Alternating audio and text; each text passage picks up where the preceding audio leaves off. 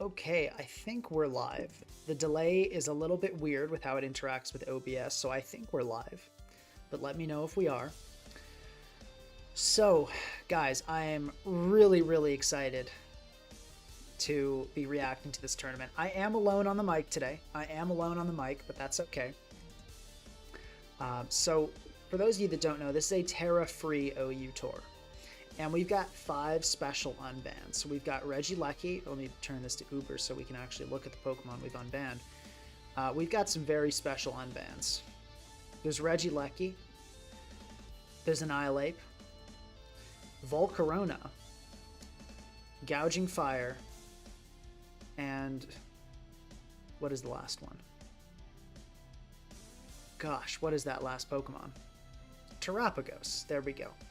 So let's go through. I want to talk about these. I want to give my thoughts because I'm really excited to see some of these Pokemon play today. Remember, no Tera, okay? Tera banned. No Tera. So we this it's going to be interesting. I want to talk first about Regieleki, but hold on, I got to go back to this just to make sure I click go live. So yeah, the way YouTube interacts with OBS delay is it's a little bit weird, but I'm going to wait here for a little bit just to make sure I click the go live button so all of this doesn't just get lost, and then I'm going to continue going over these Pokemon.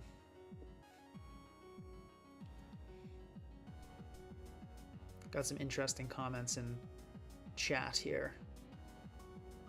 Duckular talking about Annihilape webs. Always about webs with Duckular.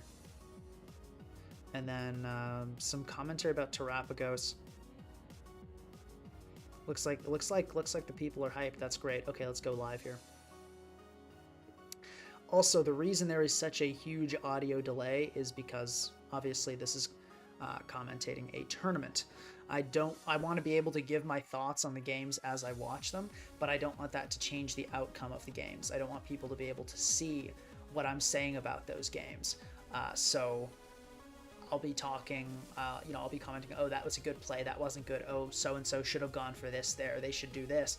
And I don't want them to hear that and then do that play. So I've got about, I don't want to give the exact delay, but it's over 2 minutes. So it is a pretty substantial delay.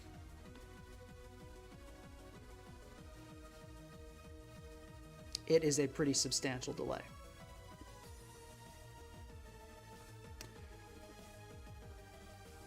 Okay, so now that I'm certain we're live, now that we're locked in, we're live. Signups are open. I don't know. Signups have been open for a while. I don't know the exact dates, but you can check on the Discord. We're going to go through and I want to talk about each of these unbanned Pokemon before we get into this tour. I'm so hyped. Honestly, this is going to be a lot of fun to commentate. Actually, let me just quickly, I just realized, just switched. Hey, could you, or no, this is, hey, could you please send me the tour bracket link? Just realized I don't have that set up. But anyway, so hopefully I'll get that from Lycopoke. By the way, guys, Lycopoke, if you've seen them around the Discord, doing a lot of work to put this tour together. So that's really great stuff. Make sure to thank them. Anyway, let's talk about Lecky first. Obviously, this is going to be viable, right? Light Clay, Light Screen, Reflect, probably Rapid Spin, and then like Volt Switch or Explosion. I'm personally a Volt Switcher, and then you run like a fast bulky set, whatever, right? That's one set. Life Orb Physical, let's talk about that, right? So this is going to be like Extreme Speed, Wild Charge, Explosion, Rapid Spin probably. This, I don't think it's good, but it's a set. There's also Boots. I could see like Rapid Spin, I don't know, probably you do run Electro Ball. And then, I don't know, probably Tera Blast last. Actually, that's your strongest attack, funny enough, to hit grounds. Tera Blast is not bad here. I don't think this is good. I think you're going to get farmed by Gliscor and Tinglu, but it is a set. I think Regieleki is the weakest Pokemon we're unbanning by a pretty significant margin. And okay, we got the challenge link, so here we go. It's great. Fantastic. Also, guys, let me know how the audio sounds.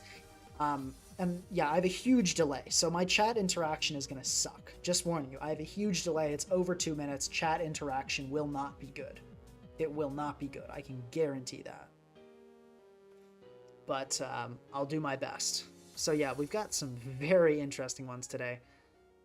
We've got, wow, this is going to be exciting. I'm so hyped to see what people are going to bring. And we have... let's see, we're going to have finals. Everything is a best of one until finals, just to make sure, because every tournament is going for like 4.5 hours, and that's a little bit longer than I intend those streams to be.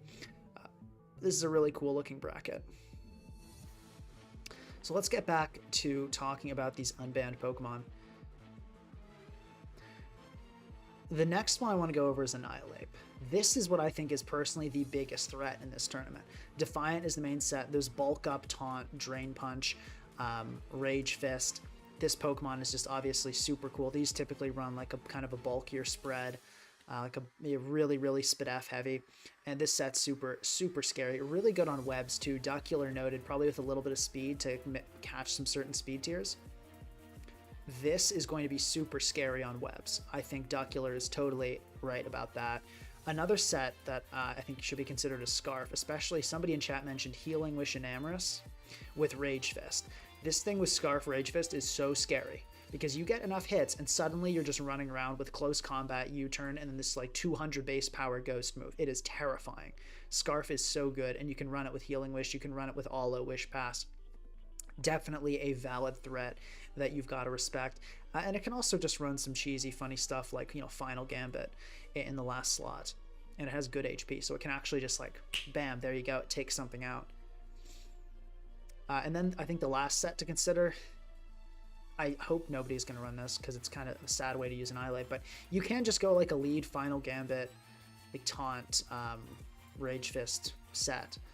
Or I forget what they run. Maybe they run something else. But you could just run a set like this, and it's like, you know, Jolly. Oops. You go Jolly on this. And then you run max HP so you can set up rocks and then Final Gambit something. It's valid too. But I am really excited to see this. We see this can run Resto Chesto too. I'm excited to see the set today. Webs, screens, just running it with Healing Wish support, or even like a Palmot, could be so scary. So I'm really, really, really excited to see Annihilape.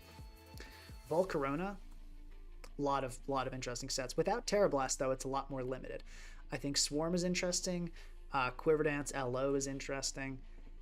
In general, Volcarona is a lot worse without Tera. Tera was a huge, huge deal for it. Oh, we didn't unban Espathra. So Espathra will not be in the tour. So don't worry about that. But yeah, so Volcarona will be interesting. I think we might see some sub-swarm sets. We might just see some like Fire Blast, Bug Buzz, Giga Drain sets. But Volcarona does not have ground coverage. No HP ground this time.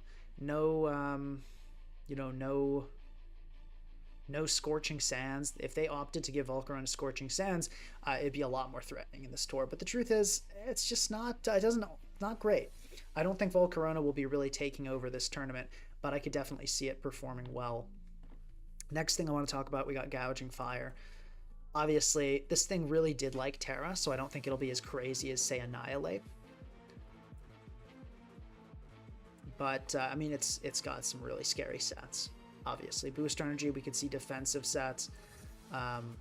We could see, like, one of those Dragon Tail variants. Those are pretty cool.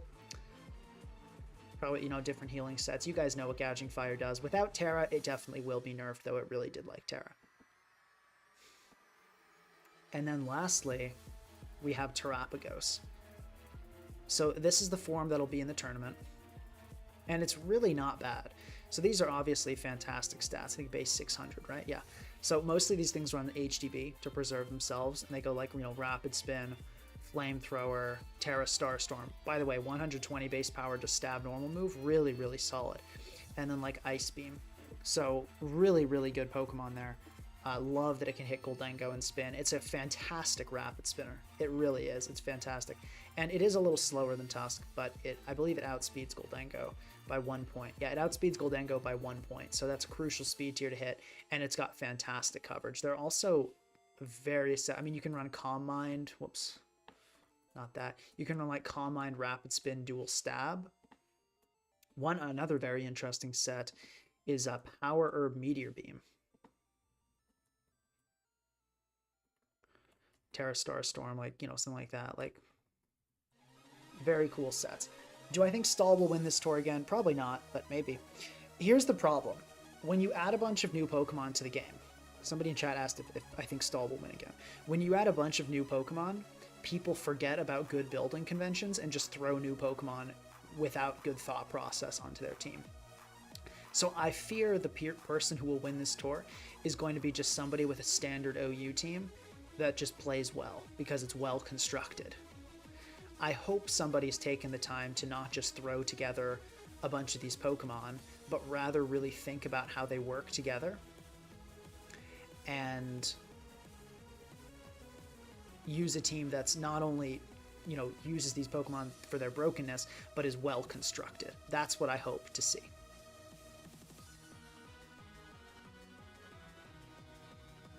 But we'll see. Maybe Stall will win again. And we are just about to get started here. And viewership looking pretty solid, guys. Remember, let's get this out to others. Please like the stream. You know, like the stream. Send it to your friends. Tell your little brother. Whoever wants to watch. We're gonna have a lot of fun today, and I think we're about to see a bunch of really cool teams.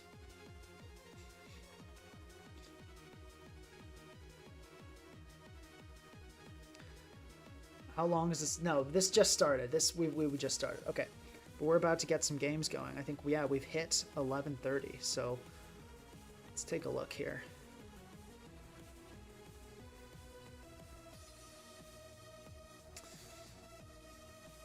I'm gonna just make sure I note these names so we can see in chat who's part of the tour. I think just in a second. Whoops, didn't mean to join that. But we're probably about to see some game. Actually, hold on. This kind of looks like. Are these two people in the? No, there's an. Wait, no. They could be in the pink. No, this looks like oh, it's monotype. What am I saying? We did have a mono water team brought last tournament though, so that could be exciting.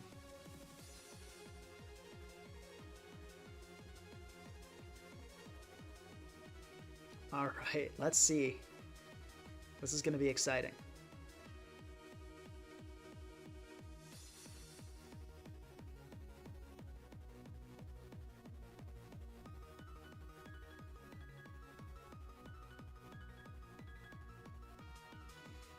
Oh, we got Lang Loy in chat. Lang, welcome. Dr. Bognor saying, Pinka, our team might not be as good as we thought, but I'll do my best, Elmeo. I agree. I don't think we made a great team, but we made a team, and I think it'll be fun. I think we made a fun team. So yeah, Bognor and I built a team together for this tour, and it's going to be exciting. I think you guys will like it. Any second now, we'll have some games going. I'm going to make sure I'm not missing any PMs.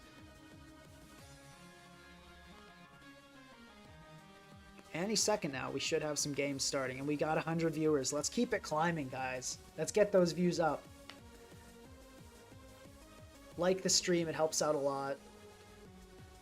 Like the stream, send it to whatever, you know, your Discord. This is going to be an exciting tournament. I think we're about to see Annihilape mess up a lot of poor souls.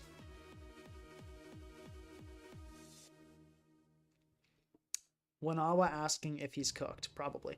I haven't seen anything happen in chat.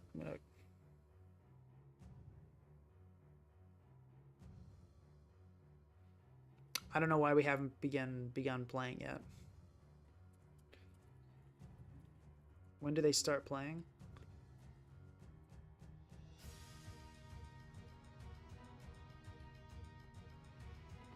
I thought 11:30. Oh. Okay. Okay. So apparently, the game starts at 11:45. So you know what I'm going to do? I'm going to build a team right now, and we're just going to battle with it. I'm going to challenge somebody.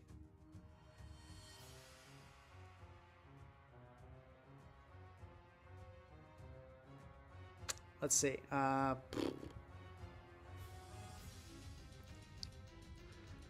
What do I want to build? Okay, let's do a scarf.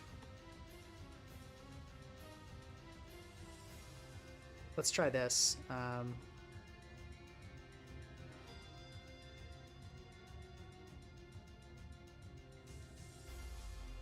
get an all-of-them in there too. Acrobatics, wish, that looks good.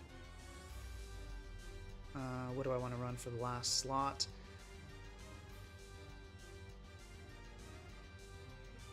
Let's get like throat chop in there in case anyone tries to be cheeky and bring a Hisuian Zoroark.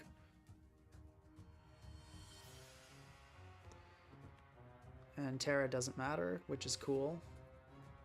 Earth power, superpower, I guess.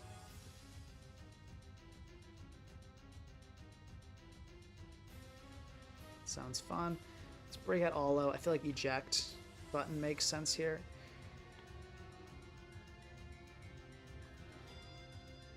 Actually, no, we'll go just defensive.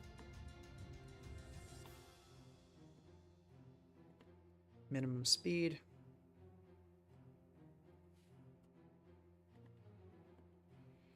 And let's add on some supporters. SR, we need rocks. Gotta have rocks.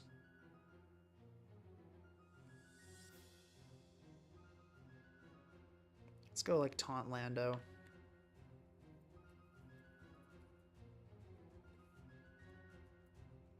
Hope you guys are somewhat entertained. I thought, yeah. I thought the game was starting later. My bad. My bad, guys. I didn't realize we were starting later.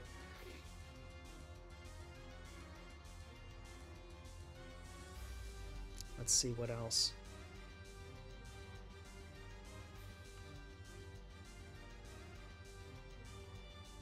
I feel like we got to get in some really heavy hitters here. And a bit more speed, to be honest.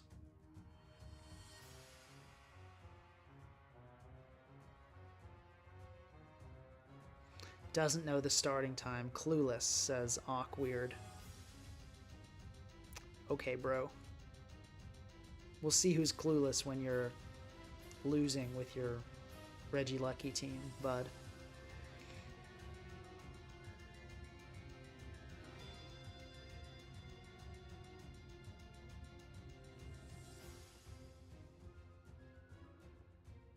Let's see, what do I want to add here?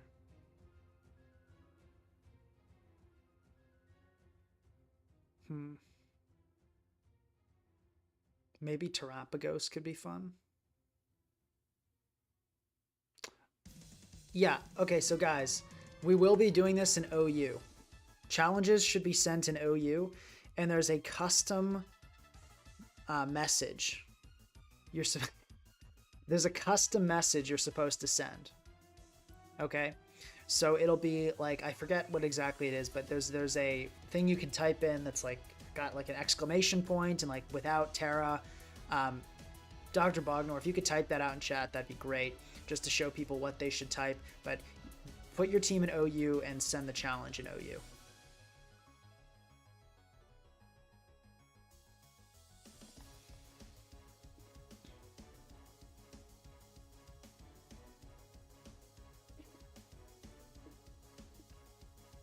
Somebody says, I missed my daughter's wedding to participate in this tournament.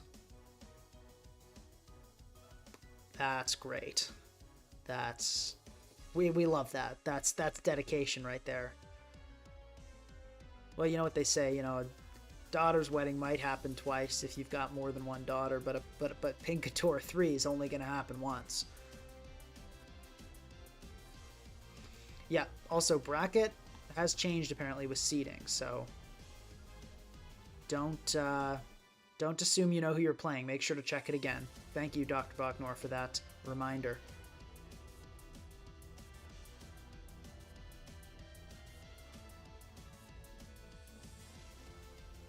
Fun. Not sure what I want to add here. We gotta have some like setup Pokemon, but that setup Pokemon that appreciate the healing.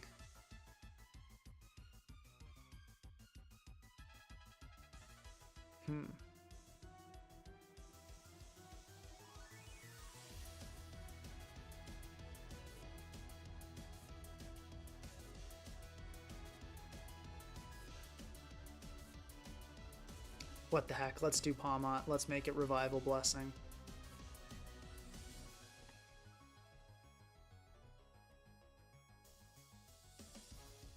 Mach Punch, Ice Punch, Revival Blessing.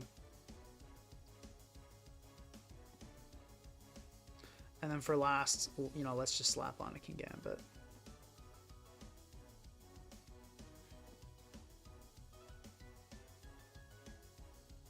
Iron Head. Seems fun, fair, and cool to me. I don't know about you guys.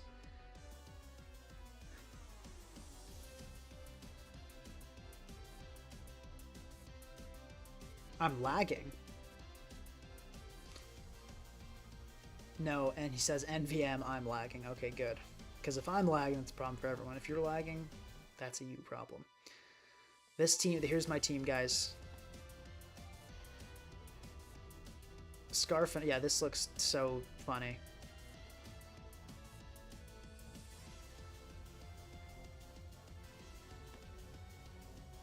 Okay, and here's what Amateur. Let's send Amateur a challenge just to show you guys an example.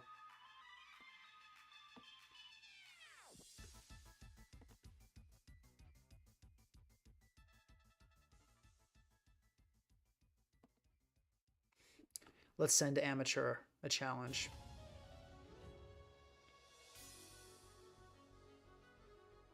Okay, so yeah, guys, remember, send that for the challenge. It's been put in chat. And do it on Smog Tours, because otherwise I'm not going to be able to see your game. Now let's make sure my battle options aren't cool. I'm not ignoring anyone, because I want to be able to see whatever you guys are up to.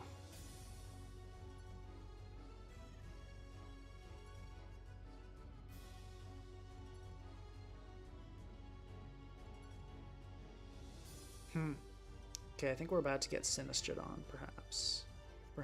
Let's lead with Palmot and honestly just click Double Shock. That looks pretty fire here.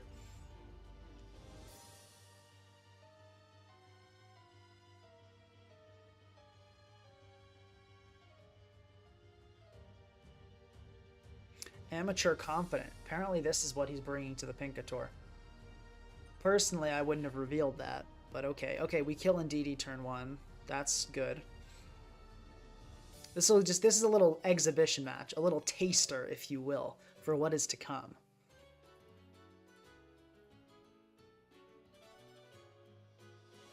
Okay, looks like Amateur did not see that one coming. Looks like he did not see that one coming at all. Okay, in with Hawlucha. Fair enough. I'm going to go for Ice Punch, because I can't really afford to let this thing start setting up on me. I hope I don't get encored. That'd be pretty bad. Great. I think we can actually kill this with a Mach Punch now. Oh, wow, it just died. Hawlucha moment. Wow, looks like another Palmot exhibition game. Not about the tour at all.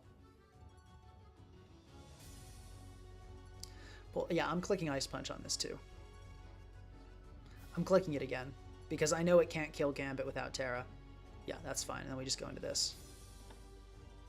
I don't think Giga Drain heals enough to get you out and back into... Yeah, not quite. Almost, but not quite. This thing is a slight problem, though. Let's go Alo. Yeah, miss Focus Blast, sick. We can just flip turn here. We get Expanding Forest. Really not the end of the world. Why eject button over red card? I don't know. I like eject button. I think it's good. There's no conspiracy. I just think it's pretty good.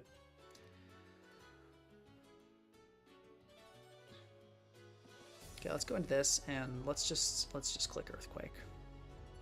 Or actually, let's sack Alo. I think that's better.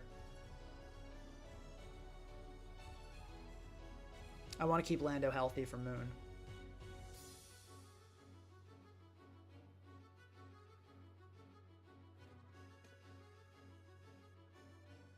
Okay, we can flip turn here.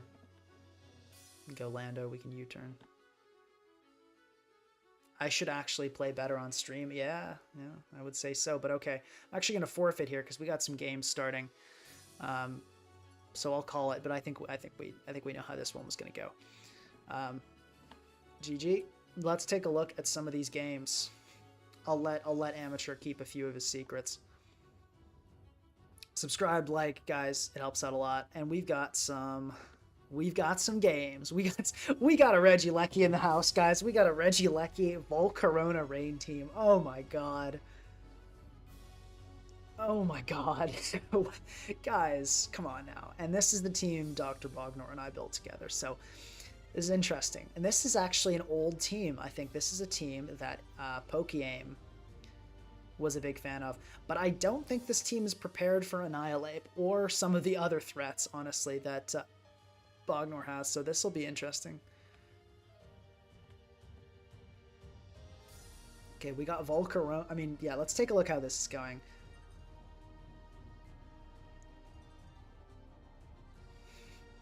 Okay, yeah, we got Regieleki getting walled by ground types, so that's pretty much par for the course.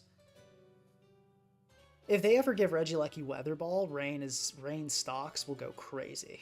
Oh my god, it's Tailwind. Guys, come on. Come on. We can do better than that. We can do better than that. Don't be running Tailwind. Oh my gosh. Okay. These guys are freaking clickers. They're playing so fast. They're playing so fast. Okay, let's take a look at it just to make sure. Okay, yeah, Hybrid and Rayfus are also in the Pinkator. Is Sylvie also in the Pinkator? Let's see. No, it doesn't look like that's anyone in here. But okay, so we got a Terapagos team and Dragapult dying to Scarf Gold turn 1. Let's check out the Dr. Bognor game. Our fearless leader of the Discord, Dr. Bognor. Let's focus on this. We got Screens Pult to start off with. And we just getting up dual screens, but Future Sight goes up as well. Interesting. And then we see the Paralysis come out on Slowking. Okay, interesting. I almost wonder if you go Annihilape here. Like, I feel like it's not going to take that much from a Future Sight, and you could kind of start boosting and Rage Fisting up. Okay, it looks like opting instead to go Volcarona. Do we see a Sludge Bomb point? We do. That's devastating. That's a really rough poison. You hate to see that. Yeah, because Volcarona could have Quiver Danced and like started clicking Substitute and all kinds of stuff here if it has it.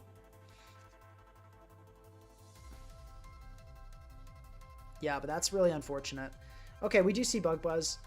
But yeah, Gouging Fire is going to DD up and Reflect, not too many turns left.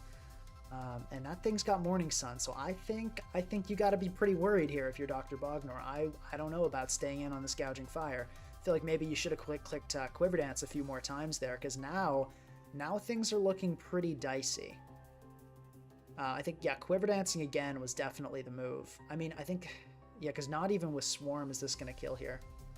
So that, and then Reflect is out, and I think you're probably just going to get swept, like a full team sweep here, depending on the moves. Maybe your Gouging Fire can kill this Gouging Fire. Let's take a look at this again. The Regieleki team.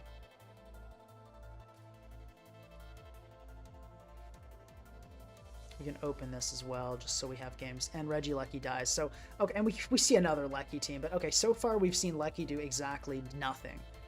Couldn't even get removal off, so Lecky has been so far completely useless. But we do see a big Aqua Cutter and Rain. Evil Biscuit finally making up some lost ground. And oh, Sucker Punch. Oh my gosh. Okay, this Samurott is putting in the overtime to bring this game back. Incredible stuff. CC coming out into the Glow King. Great read there. Or not read, but I guess good switch by Evil Biscuit. Headlong Rush is just going to come out and claim the Glow King, though.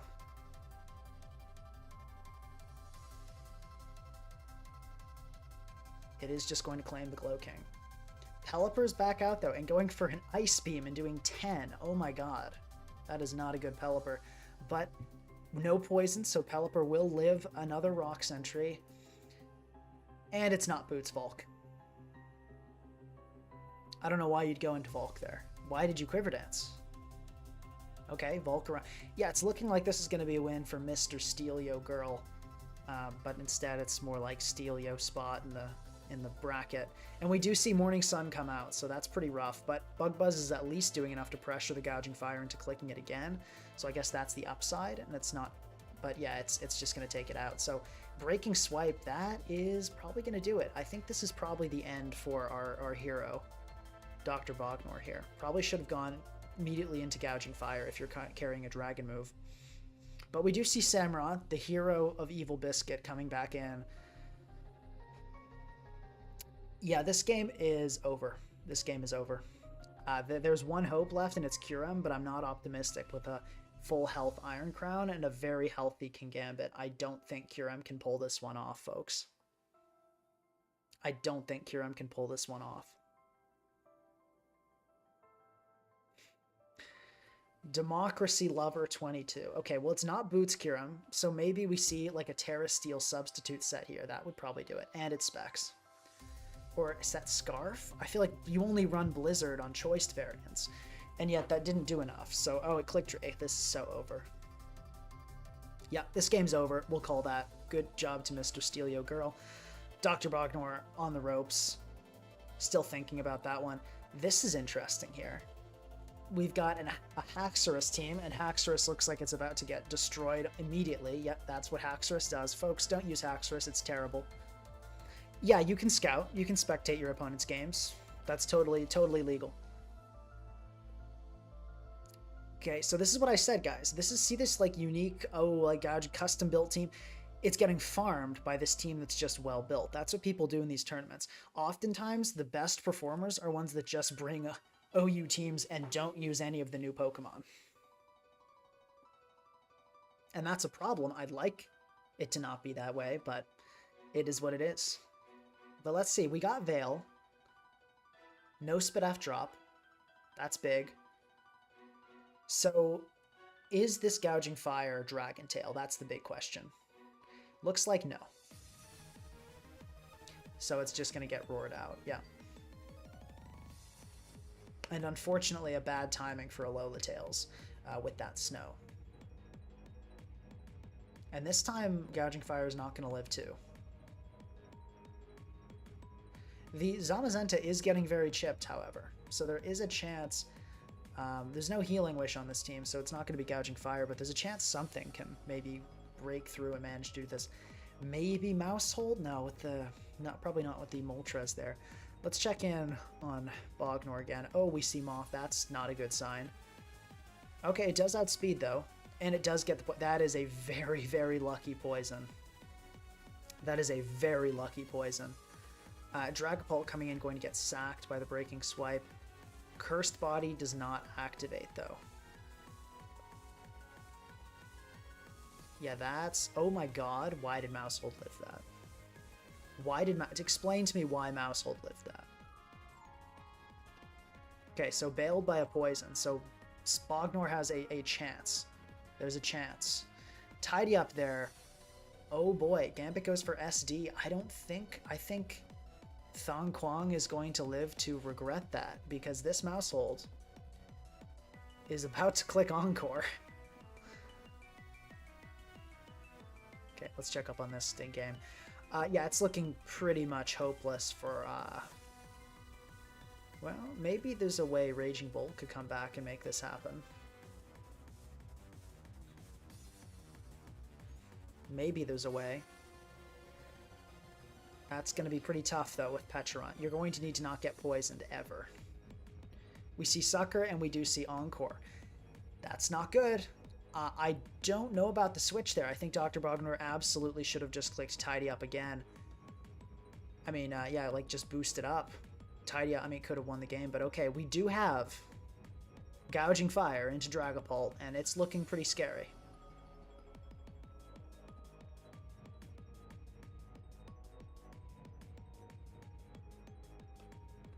Gold is going to come in. Yeah, this is going to be tough. Really tough for Jason. Looks like Cravian's going to make it. Let's take a look at this game. So oddly, Terapagos switching out there. I would have thought an Ice Beam would come out. Maybe baiting the Gliscor for later, though.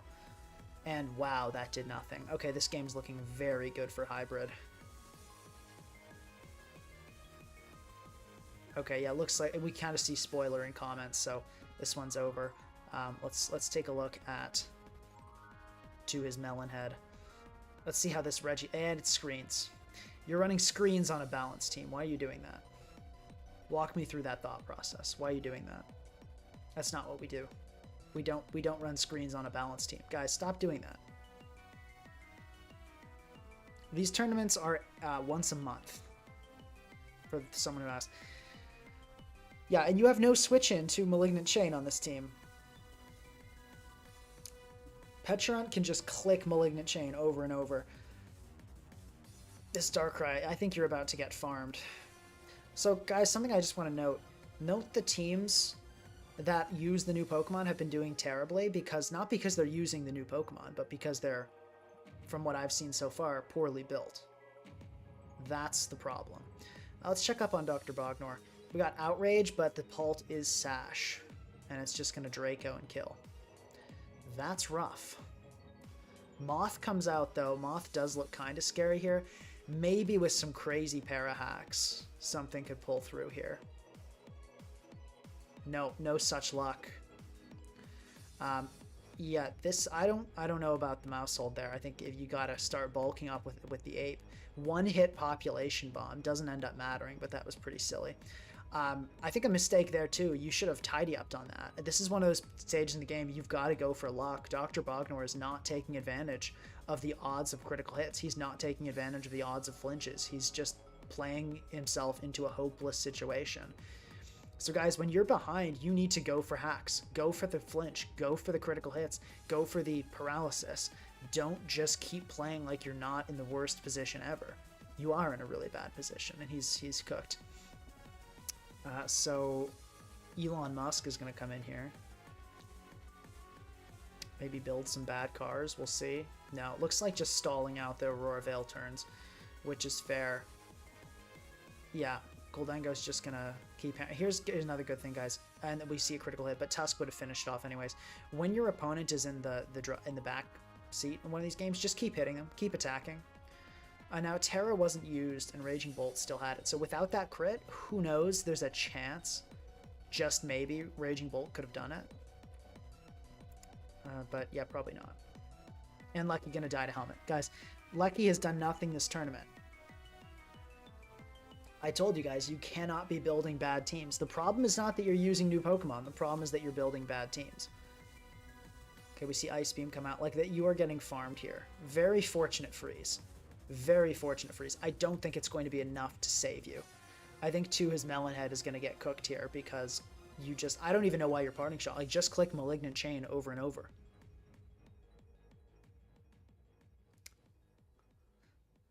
You just click Malignant Chain. We see AV Darkrai getting poisoned there. So there is luck on to his Melon Head. There is luck on his side, but I don't think that's going to be enough. +2 bite does kill Pult, yes.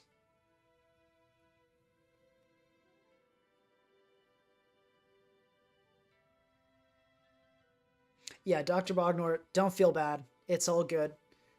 You know, you didn't get a lot of practice with that team.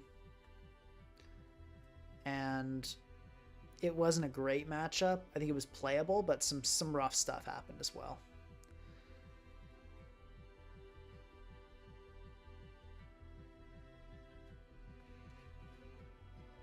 Yeah.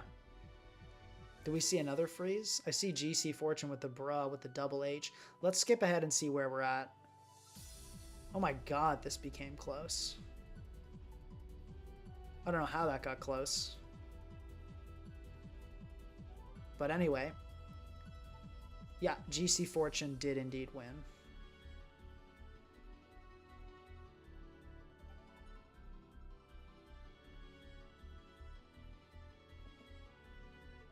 Okay, let's take a look and see if we have any games continuing.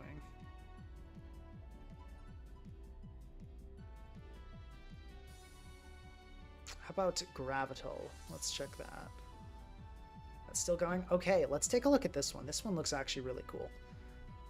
So we've got a kind of a standard hazard stack build, which is pretty interesting here. Sort of a standard hazard stack build facing against Annihilape Veil.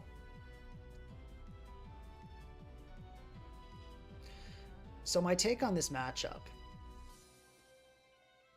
is honestly that I think Annihilape, depending on the set, is going to farm.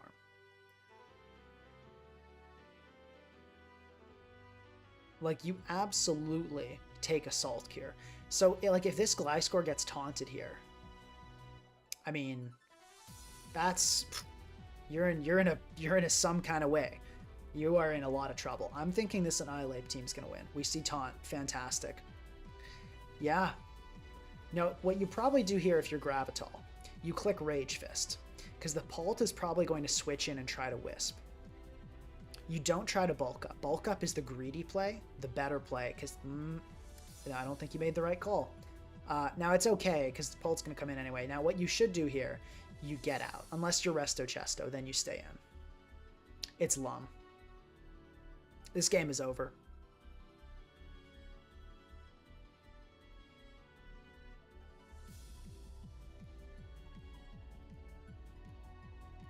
Yeah, Dr. Bogner making a note about his game saying that the poison on Volk was a big deal. I will say, Volcarona was the win con that game. The mistake was that you switched it into the Glowking and risked the poison. There was really no reason to risk getting poisoned there. You could have just gone Annihilape for some early game breaking, break the Dracopult Sash, you know? Like, you shouldn't have gone into Volcarona, was the mistake. But okay, we're seeing Annihilape farm, Raven, and this Shadow Fist, this Rage Fist is now at 150 base power. So, fun for the whole family. Yeah, this is, good Rage. I'm really happy with how Gravital's playing. He's playing this really, really well. I'm happy with this. I love to see this. This is good, solid thinking, good, solid playing. This is exactly what I imagined Annihilape doing. I'm looking forward to seeing more games from Gravital. Let's take a look at some of the other ones that aren't done. I think Amateur is doing an Act win. Gliscor Arc, let's check on that. Okay. Okay, we got a bit of a drawn-out game here. It looks like I believe this is the Blimax Hazard Stack, and it looks like, I'm surprised Annihilape didn't farm this team. I don't know how Annihilape didn't farm this team. I kind of want to know what happened to it. Like, when did the Annihilape enter, and how did it die? Because Annihilape should farm this team, in theory. I want to see when it came in.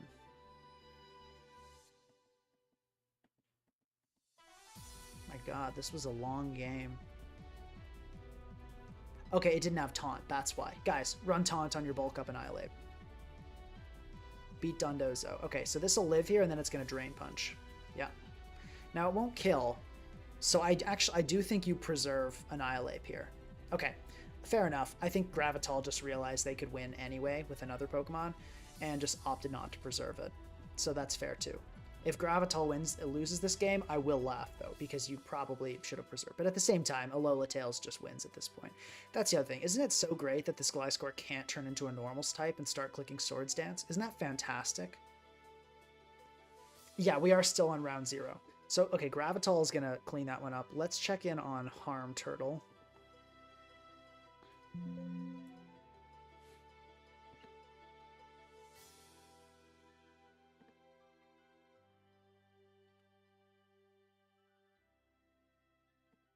Okay, doesn't look like that game has begun. Maybe an activity win. So I think this is the last active game we have. And yeah, we are still on round 0. I don't know. Yeah, Raven is thinking hard, but no. So you're getting far. I don't know why you would click Aurora Veil there. We don't need to be clicking Veil. Just put him out of his misery and click Ice move.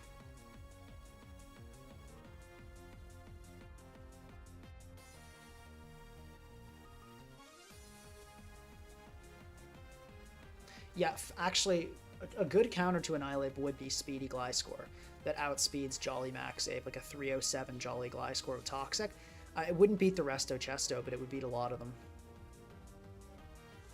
Okay, and Prim is just going to come in. I think this is an AV Prim. I get the sense that Gravital is playing with his food a little bit. I feel like this is just cruel, cruel games at this point. Maybe the Ninetales... No, it has Freeze Dry. I don't know why you wouldn't just keep clicking that. I guess maybe it doesn't do enough to Skarmory. But I think Freeze Dry should have been clicked instead of Aurora Veil against the Gliscor. But either way, yeah, Gravital is playing, whether it's valid or playing with his food, this game is over.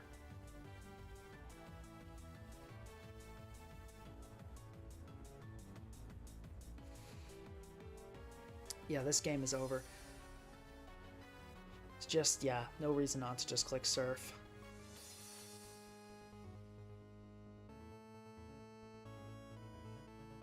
No reason not to just click Surf.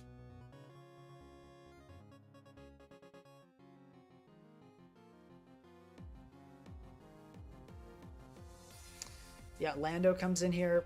I don't really know why you went Lando, because this thing has Flower Trick, and of course it's going to click Flower Trick here. But it doesn't really matter. I mean, the game's over anyway.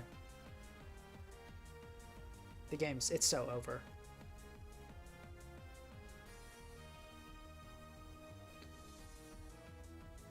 Oh yeah, and also Zerope correctly identifying that I called the Blimax's team a hazard stack. I guess it's not. The Tinglu's not hazard, so it's just a Blimax Kyurem Fat.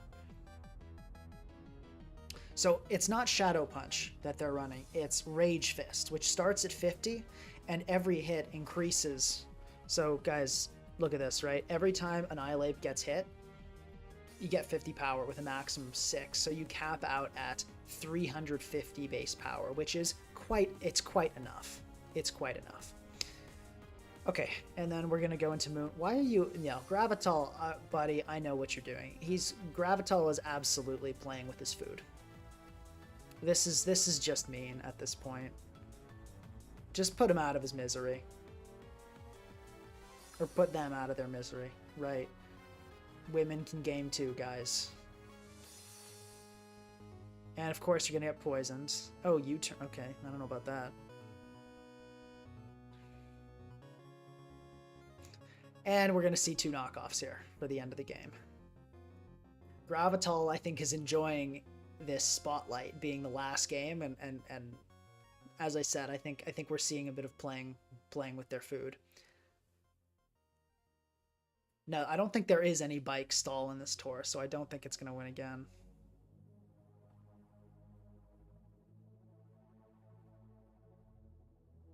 Anyway, we are about to move on to round 2. Yeah, Gravital finally finishing that up. Took you long enough. Could have just clicked an ice move earlier, but okay. You do you. So I'm ready. I'm hyped. I'm excited to see this next round begin.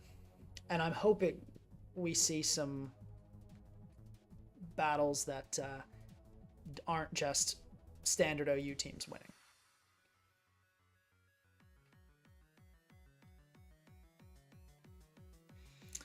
All right, let's see. Which of these do we want to see? I'm interested to see Wanawa. I don't know what he's packing, but he's always one of the final finishers, so I'm interested to see.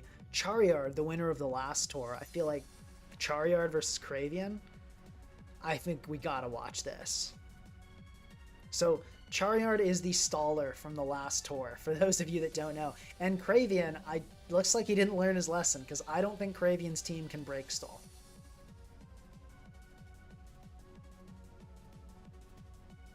I don't think Cravian's team can break stall, guys. Also, yes, please subscribe if you haven't. Like the stream. Liking the stream helps out a lot. It makes it show up in more people's recommended, so more people can join us and watch this exciting tour. So please do like the stream.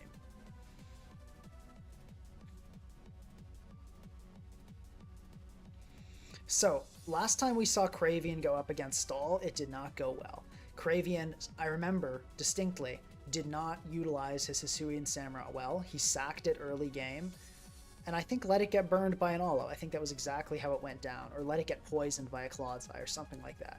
So, okay, we got a really rough start for Cravian. That's a terrible beginning to the game. And play rough, so that indicates Assault Vest Olo.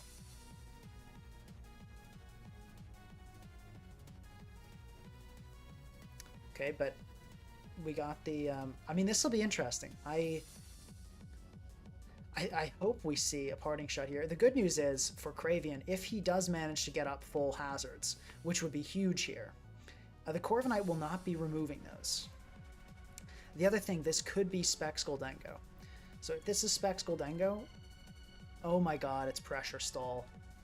It's a Pressure Stall Corv.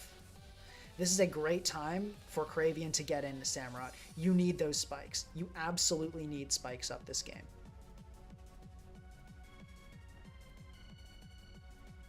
You absolutely need spikes up. I don't know why we haven't seen any other games start. Like, round 2 has begun. Thank God. Cravian. What?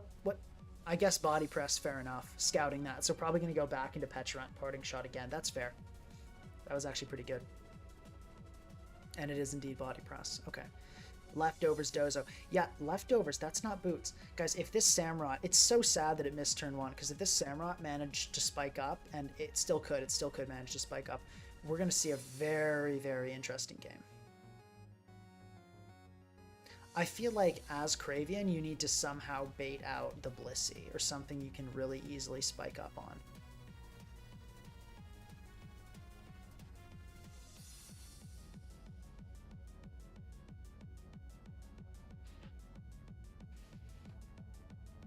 I still don't know why we haven't seen any more games start. Round 2 has begun.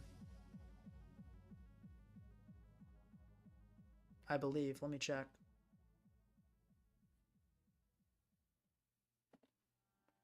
We see U-turn come out. Okay. Maybe perhaps a good time for Tusk to get up rocks. So for you, those of you that don't know, fun fact, Gouging Fire does not get Will-O-Wisp. It does get Burning Bulwark, but as long as you don't touch it, make a contact move, you know, you don't really have to worry about that. Also, someone noted that this is a semi-stall. If this turns out to be a DD offensive Gouging Fire, maybe, but I would say this is more of a full stall. The other thing I note from Wii U's team, it does not have an electric immunity. So if Wii U runs into any strong Volt Switcher, it should be over. Okay, we've got Wanawa. And he's bringing Orthworm again. Wanawa, you deserved. I hope you lose. You deserve to lose. You brought an Orthworm team. You're about to get farmed by Annihilape, and I'm happy about it. Okay, back to this. Wanawa deserves to get out immediately for pulling that. He really does. He really does. Wow, okay, we see Wish come out. Oh. We do not want to be using our Malignant Chains like that. No. We do not click Malignant Chains on a Pressure Corviknight. Okay, and it is Defog Corv, good to know. So probably looking at Roost as the last move. Maybe Substitute, though. Subtech Pressure with Olo definitely is a set.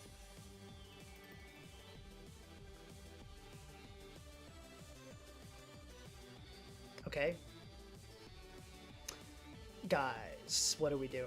What are we doing? Stop running Lecky. Stop running Lecky. It's not Gen 8. It's Gen 9, and Lecky's not good. Don't run Lecky. It's a simple thing to ask. It's a simple thing. Okay, we got Pipsqueak starting, so this will be interesting. We got no new Pokemon here, so we're gonna probably not watch that one. Burning Olo is actually huge. Burning Olo is huge because that means Aatrox now has a chance to get up 3 layers of spikes. That is massive. That's massive. Although this is neutralizing gas, so it's probably double removal. That's going to be really rough. I think maybe the Hazard Plant won't work half as well as I thought. Wanawa's still taking his time. Let's check in on Trash Lecky.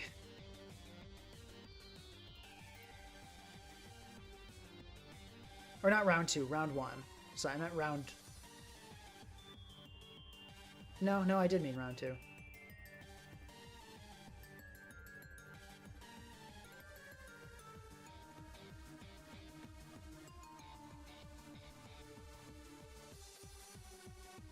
Anyway, apparently, I don't know what Amateur is talking about, but... Okay, yeah, well, okay, what the heck? Excuse me? This is like, is this like an Assault Fest Max Spadef Cereledge, or is that like just the world's worst walking wake? That's amazing to me.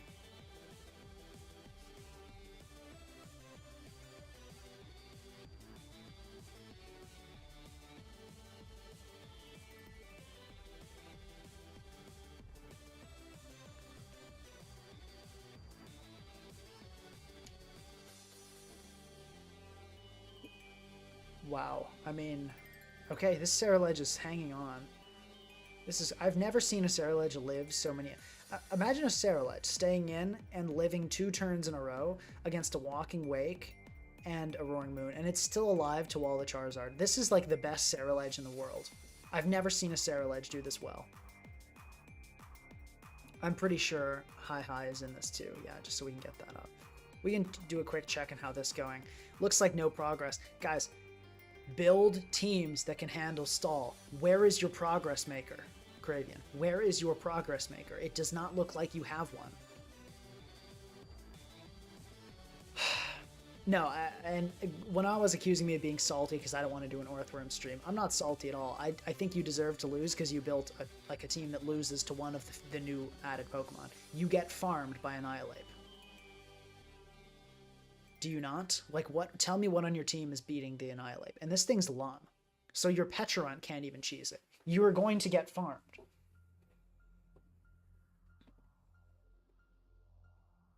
As you should. I think these are also in the tournament. Maybe not. But anyway, let's go back. Yeah, I don't think anything's going to happen there for a while.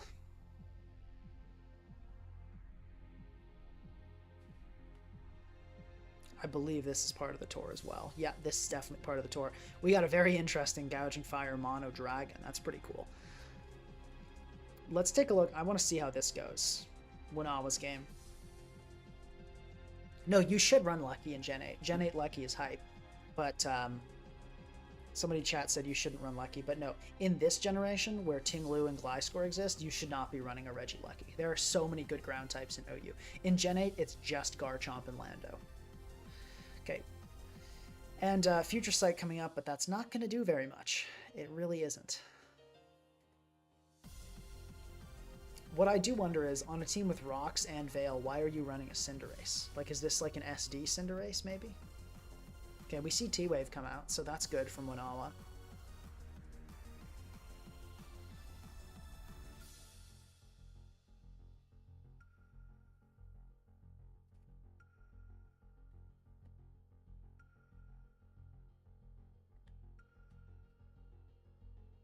Okay, I don't think this game is going anywhere, so I'm going to close this one out. I don't think any of us want to see that.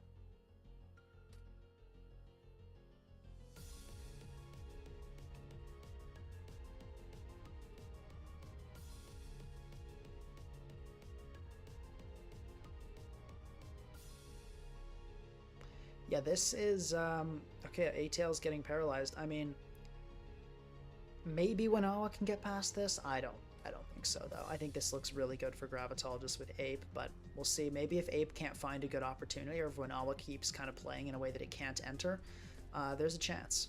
Let's take a look at this Sun, see how this absolute hero of a Cereledge is holding up. Not a big fan of the bulk up there. This Roaring Moon keeps clicking U-turn. I'm pretty sure... Actually, Knockoff probably didn't kill there. And a Solar Power going to run out for Charizard.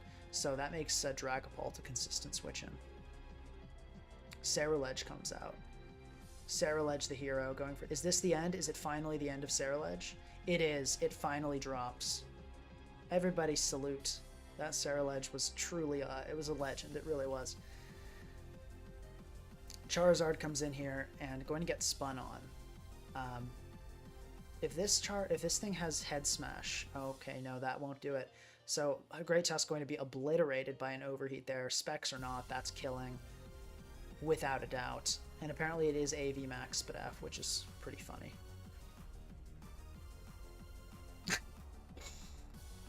Yeah, we've got Great Tusk here coming in. Corviknight's going to probably deal with that, but no. Switching right in on a close combat. I feel like that was a mistake.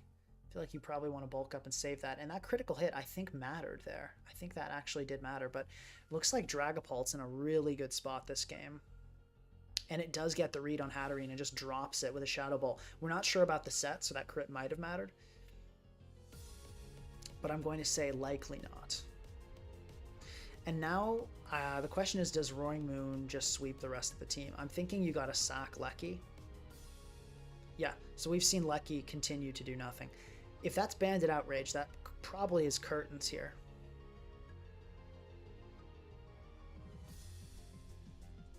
Yeah, there we go. No, there is still confusion, but you should just switch out and sack Tusk, and then you guaranteed win. And good stuff from Testosterone is NPC. Good stuff switching out. A lot of people would stay in and risk it there. Yeah, this was a good game.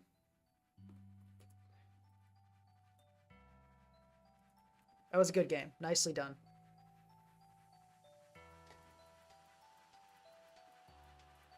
All right. None of the playing was making me cringe there. That was good stuff. We see Toxic. So here's the good thing. That Toxic tells me that Wanawa is aware of that ape. Never mind. The ape is about to come in, and it's coming in right now, and it's going to wreck everything. Yep. Here we go. Okay. It's time. So I think you bulk up. Do you Rage Fist? This is a tough question. I feel like you just probably bulk up here, and then I think Rage Fist will kill.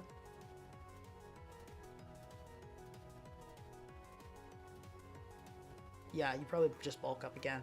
And it's going to Future Sight. That'll still hit when Veil is up, though. So I think you're cooked. Wanawa, I think it may be Jover. Let's see. We're seeing Wanawa get cooked in real time. Yeah, guys, we had a Ceruledge live. Okay, I don't know about that Rage Fist. Bulk up again, I think, was the correct play. But I suppose it's fine. I think it's going to be enough either way. Yeah, we had a Ceruledge live a Hydro Steam from a Walking Wake in Sun. It was an AV Max Spadef Ceruledge. Absolute Giga Chad Ceruledge.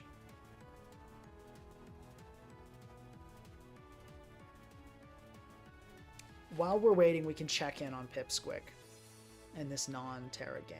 Oh, okay. Looks like Pipsqueak made short work of, not that short, 44 turns, but made really locked stuff down with Scarf. Oh no, it was tricked. So yeah, just, it looks like it was a pretty close one, but good stuff there. Weavile's going to come in, and Wanawa is already hoping for critical hits. That's how you know you're doing well. This is going to just click Drain Punch. I mean, the Weavile can't Tera. Nothing can Tera. You have one hope. You have to hope it's slow Annihilape and your Pecharunt can outspeed. That is your singular chance this game. Actually, no. Here's what you probably do. You probably go Pecharunt here. If you're Wanawa, what you should do is go Pecharunt this turn on the fighting move. And then Veil will be down, and then you can go for a Malignant Chain and hope to get a Poison, because I don't think it's going to kill your Pecharunt. Yeah, it's definitely not. Without a boosted from Rage Fist, it will not kill Pecharunt. Gravital, low on timer, probably trying to decide whether to click Rage Fist or Drain Punch. It is a tough call. Let's see if he decides correctly. He went for Rage Fist. Okay, so Wanawa got that read, but I don't think it's going to be enough. I think Annihilape still lives here and still cleans up the rest of the team.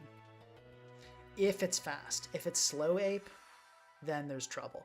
But if this Annihilape is outspeeding Pecharunt, if it's Jolly Ape, we're good. Here's another thing. It could be Gravital EV'd it for Tusk and hit 301, but forgot about Pecharunt. So we don't really have enough information. But Pecharunt now is dying to a Rage Fist, probably. So even if this is like a max defense Pecharunt, let's say... Yeah, so Pecharunt is dying. The question now is the Pecharunt faster than Ape? That's what this game will really come down to. Winawa has a chance. A pretty good chance, I would say, to win this if Pecharunt is faster. If not, it's over. And then I guess Weavile could get a triple axle crit. And also, Duckular's going to be happy. We've got Araquanid Webs. Also, guys, viewership is amazing. This is amazing. Please like the stream. Thank you guys so much for sticking around. I really appreciate it. Hope you guys are enjoying the tour. Like the stream. Invite everybody. And subscribe if you haven't. Okay, now back to the tour commentary. We've got a hazard stack here. So, Aatrop, we've got Webs, we've got Ceaseless Edge. Now, and we have a really good Ghost type in Annihilape. So depending, and it looks like this Gambit's kind of getting farmed here. I don't think Sucker Punch will kill, so you can finish off with another Ceaseless Edge, which is pretty devastating. Yeah, that's really, really good. Great Tusk taking Webs too, and not with no Tera to get out of that. It's just going to get Razor Shell. Looks like the Annihilape Webs is starting very, very strong. Annihilape Webs is starting very, very strong.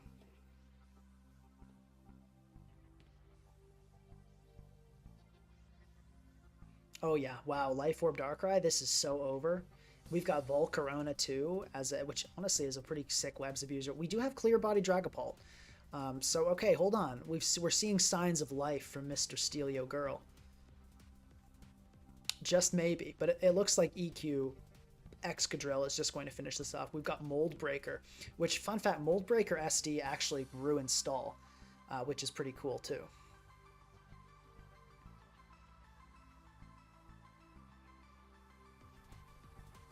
Okay, yeah, we see Phantom Force. That actually could do it. That, oh, so close. So close. I think if that was like an Adamant pull, CB Phantom Force might have actually won the game. That got pretty close, so good attempt from Mr. Steelio Girl, but yeah, this Webs team, I'm really looking forward to seeing this next game. I'm going to remember that. Hoovy New Year. Let's take a look at Sinessa again. Yeah, so we see 3 hits come out, Weavile gets Drain Punched. And let's see. Yeah, it's over. I told you, Winawa. I told you. You brought a team that lost to Annihilape, you were going to get farmed, and frankly, I think you deserve to get farmed. We see Taunt too, so the Orthworm can't even take advantage of Rocky Helmet on the Rage Fist. Not that it would have mattered. And that's just going to boost Rage Fist even more. Yeah, Winawa. Dude, you got to rebuild. You just tried to reuse teams. Reusing teams for the Pinkator? Come on, man. Come on. I think that's some justice right there. I don't know about you guys. I think that's some justice.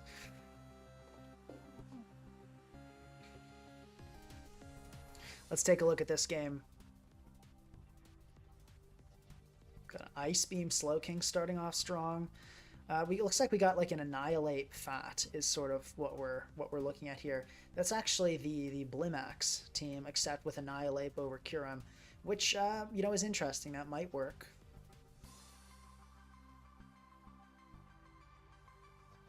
Okay, we're seeing a very fortunate Fire Blast miss turned out to be. I really don't know about going Dozo here. Okay, this looks like it's a special leftovers Dozo, so fair enough. And that is a Specs Volcanion, by the way. That has to be Specs to take that much. Okay, good switch on the Future Sight. And Knockoff, will this be banded? It looks like it is banded, but the Ace is bulky, so it will not die. An Ape's going to come in here, but it's really not going to want to take a hit from Volcanion. And yet it does, it stays in. Okay, so Ape's now going to get a boosted Rage Fist, but yeah, that's not going to do. I think that Annihilape was really misplayed. I don't know why you used it that way, to be honest. And I don't know why you're going Tinglu. This thing has 8 Steam Eruptions. Just PP stall it with Dondozo. Big mistakes here from Hi-Hi 05118. You did not need, like, PP stalling is a very valid strategy against Volcanion. You just lost so much for nothing. Yeah, this is, it's looking rough. I'm thinking Kyurem is probably going to clean up this end game. But we do have Dondozo out with Future Sight, so that is... Wow, we see Outrage Landorus. I have never seen that before. So it looks like Landorus could just die here to Dozo. If Dozo wants, the Landorus will drop here. And it looks like, yeah, Dozo decides to take Landorus's life. Guys, we just hit 200 viewers. Amazing. Like the stream. Let's keep it pumping. This is great. 200 viewers. I think this is the most we've ever had in a Pinkator. That's fantastic. Okay, and the Corviknight not opting to click Roost there. I have no idea why you wouldn't click Roost. Like, ID Press could have won there if that was ID Press. So that seems to me a really poor choice. But okay. I mean, it's looking like Tusk is going to clean this game up. Dondozo could rest, but I mean, Kyurem's just going to come in. Oh, never mind. I guess, yeah, Special Dozo's not going to live that too well. And there we go, a win for I'm Losing My Mind. So yeah, I think just a few too many mistakes from Hi. I think you had the matchup to have at least a chance, but I think the Annihilape was mismanaged.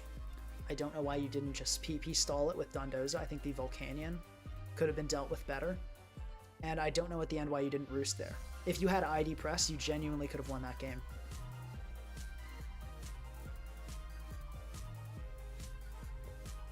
We can check out Amateur, who I played before this tour began.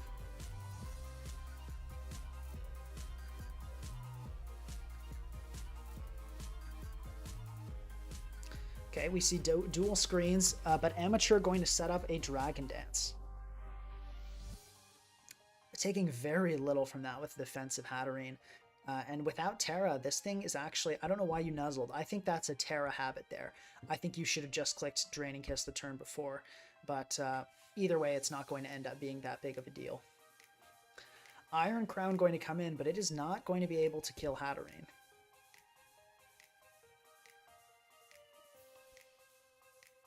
It is not going to be able to kill Hatterene. Yeah, this is looking really bad for Amateur. I think Amateur is identifying how bad that looks. DD there is a little greedy. Expanding Force would have done an incredible amount of damage. But yeah, just going for the Flare Blitz there. Personally, if you had Morning Sun, I think you could have DD'd more if you're S Valor. And you know what I just realized? This is my old team. This is actually a team I made very early on. I didn't even realize, but this is my team. That's really cool. I think that was a mistake, going hard Lando. Poltegeist can, with critical hits, get past it. I think you just got to click attacks.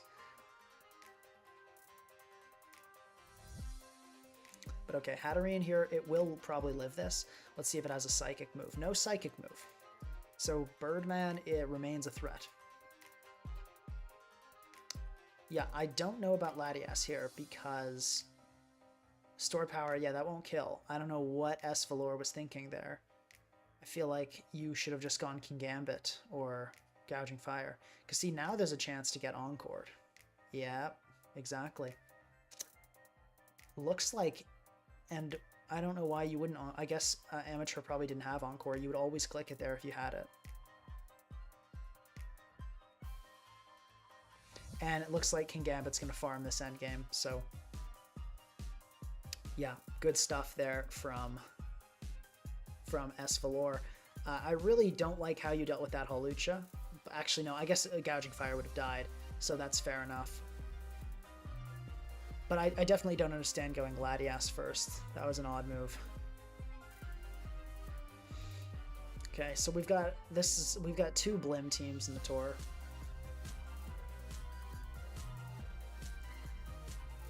And let's take a look at this. So this kind of looks like a random kind of bulky offense build. But yeah, Gouging Fire is going to get pretty easily farmed by Dozo. It's going to get pretty easily farmed. Liquidation, oh yeah, no, this Dondozo is actually looking pretty threatening in general. I don't know why you wouldn't just click Liquidation again, I guess. And we kind of have spoilers here in the chat. I think, yeah, it looks like QTRG kind of handily took this game.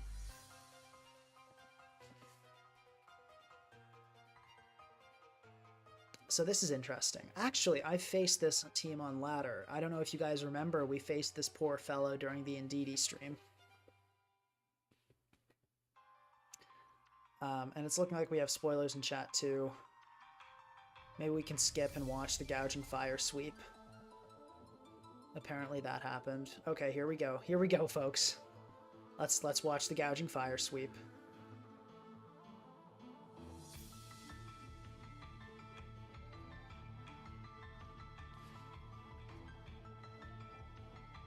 Oh yeah, that's doing gouging fire stuff, all right.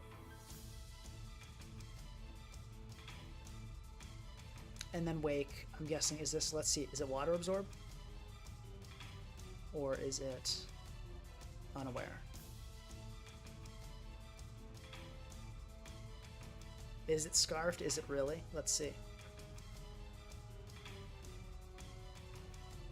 It appears to be. That looks about reasonable for scarf damage. Okay. We got an SD coming out.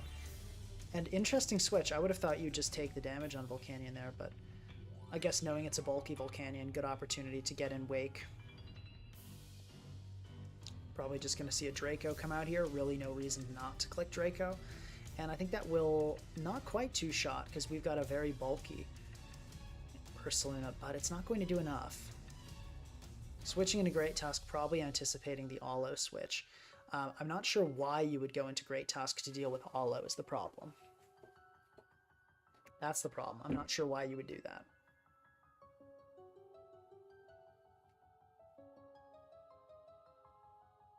Okay, we got a big Draco coming out there.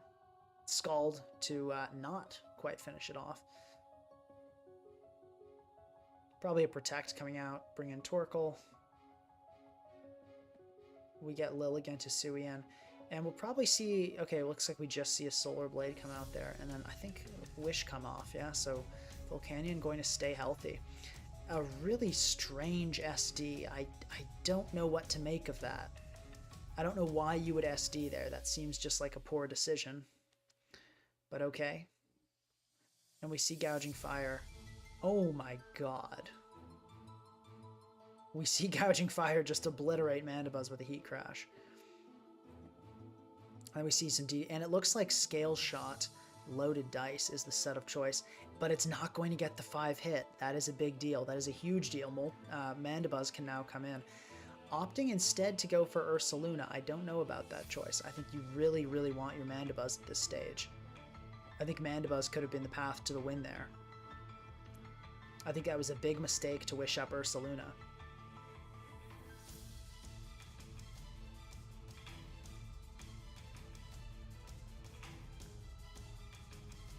Okay, Torkoal's going to get off an Ice Earthquake. Wake going to just sack. Fair enough, I suppose. Gouging Fire coming in here. I agree with that call. I think you probably have to. Okay, we see Heat Crash come out. Ursaluna. I think Ursaluna is quite heavy. I don't know how much Heat Crash does. You probably need 5 hits and like a critical hit here. Or you need a couple critical hits. And it looks like no, so I think that's going to be it. Yeah, Head Smash just not going to do it. Or no, it will eventually do it, but no, Allo is never... Yeah, good stuff. Very close game. Good job, guys. We're going to see Victor Normal move on with his bulky Ursaluna build. And let's take a look at this. Let's get rid of the chat spoilers. Mono Dragon. I feel like I'm actually going to give the edge here. I don't know. With Kyurem, Goldengo, Kingambit, we got like a double steel Kyurem team. I'm feeling like favor non-Mono Dragon at the moment. Okay, and we've got Goodra Choice Scarfed into Dragon Tail. There are worse moves to be Choice Scarfed into, but not many. That's pretty bad.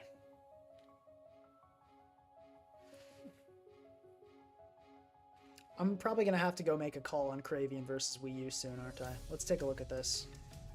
Oh, God. Oh. Okay, let's skip past this. Oh, wow. Okay, looks like we ended with a Latias blowing up everything with weakness policy. Cool. Fair enough. Let's see what happened here. Okay, yeah, it looks like Fang Kuang once again taking the game with just solid playing and a pre-gouging fireband team. Okay. Okay, so it is Specs Gold. Which, okay, so there is a breaker here. There is a way to make progress. It just turned out to be neutralizing gas, wheezing stall. That's sad, honestly. That's just rough.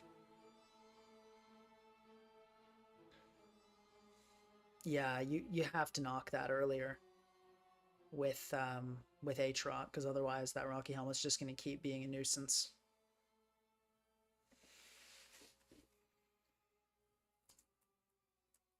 Or let me just make sure there aren't any other games going on before I call this one. Yeah, no, this is it.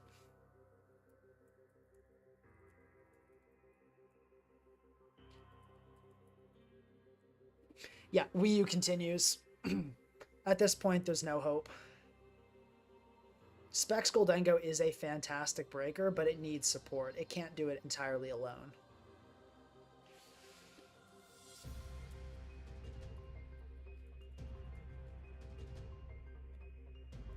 Your team beat most stalls, but not wheezing stall. Yeah, so mostly a Specs Goldengo plus Hazard Stack will get the job done. But not if it's a neutralizing gas wheezing stall. That's the exception. That's kind of unfortunate. It's like last time SRN had the Cyclizar, it was the Cyclizar when he had the Heatran for the stall proof measure, and now we got the Goldengo Hazard Stack, but then it's a neutralizing gas wheezing stall. I gotta say, now Wii U has prepped well and played well, but he's also gotten some really nice matchups.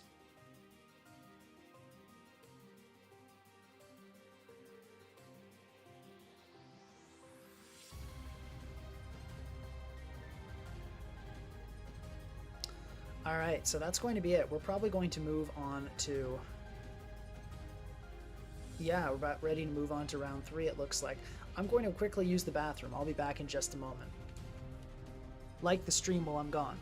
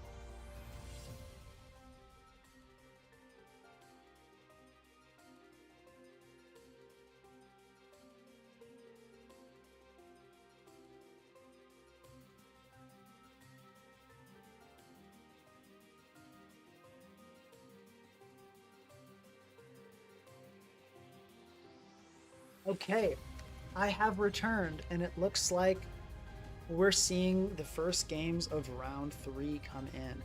And honestly, I want to start off with webs, and oh my gosh, we've got a bad turn 1. We've got an Araquanid just dying. We've got an Araquanid just dying, Stone Edge. But not missing a beat. Going right into Aatrox. Interesting Razor Shell there. I'm surprised to not just see Ceaseless Edge, but... Okay, so mixed opinions here. On one hand, we've got Slowking plus Ogerpon Cornerstone. That looks really good here. On the other hand, we have a freaking Orthworm. So... This is because this is Smog Tour's lobby, not PS lobby. Lobby on PS has a lot of users, lobby on Smog Tours doesn't. So if you're confused as to why lobby has so few users, that's why. We're on Smog Tours, a different server. Good Volcarona switch on the U-turn, but no flame body. This one's looking rough. I'm sad. I'm thinking it's looking, oh geez. Yeah, this is wow. It's looking like this is the end of our hero. We'll just open these up quickly. It's looking like this is the end of our hero.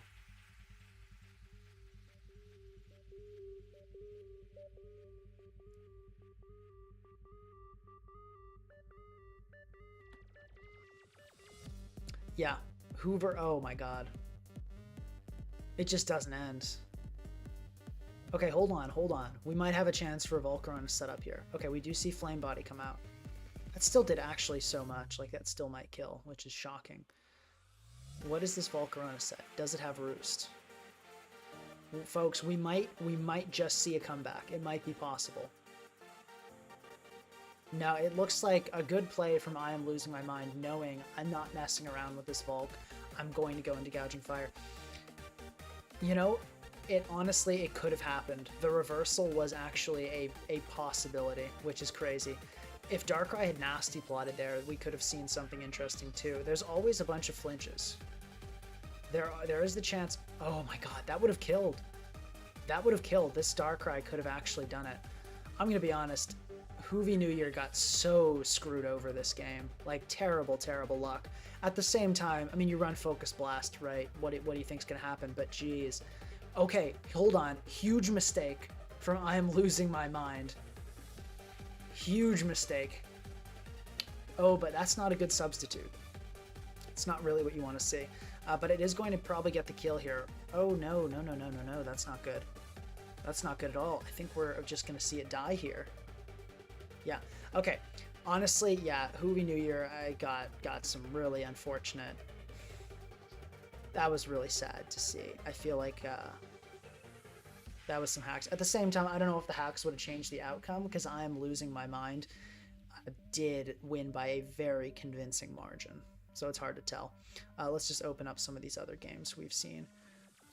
Love to see Gravital still in the tour. Clicking Wisp on Azar, that's not good. Let's check out and see how Duvox is holding up against the stall. We start with Rocks. Do we see Taunt? Rocks, Taunt, and Future Sight plus Cornerstone. Guys, I think we might have a game on our hands. I think we might have an actual gamer with a chance to take down Charizard. I think you want a Scald here. You really want this thing burned. And Duvox knows. Duvox knows, guys. That's fantastic. So far, I'm really liking what I'm seeing. Okay, yeah, good Slack Off. That does mean no T-Wave, which is not great. I don't know about Chili Reset. I'm worried this doesn't have Future Sight, because I feel like you want to just Future Sight and bring in the Worm. I mean, bring in the Cornerstone. So here's the good news. This thing might have Heavy Slam, which does do a ton of damage to Weezing. Okay, Landorus getting Wisped. That's not great. That's not great. Olo probably going to come in here on maybe U-turn. Okay, it is special Lando, so that's good. But Duvox, your way to win this game is with Cornerstone. It is with Cornerstone. It is not with Hazards. I mean, you need Hazard's help, but it's with Cornerstone. So we need to start getting some Future Sights, and we need to get some Cornerstones on deck.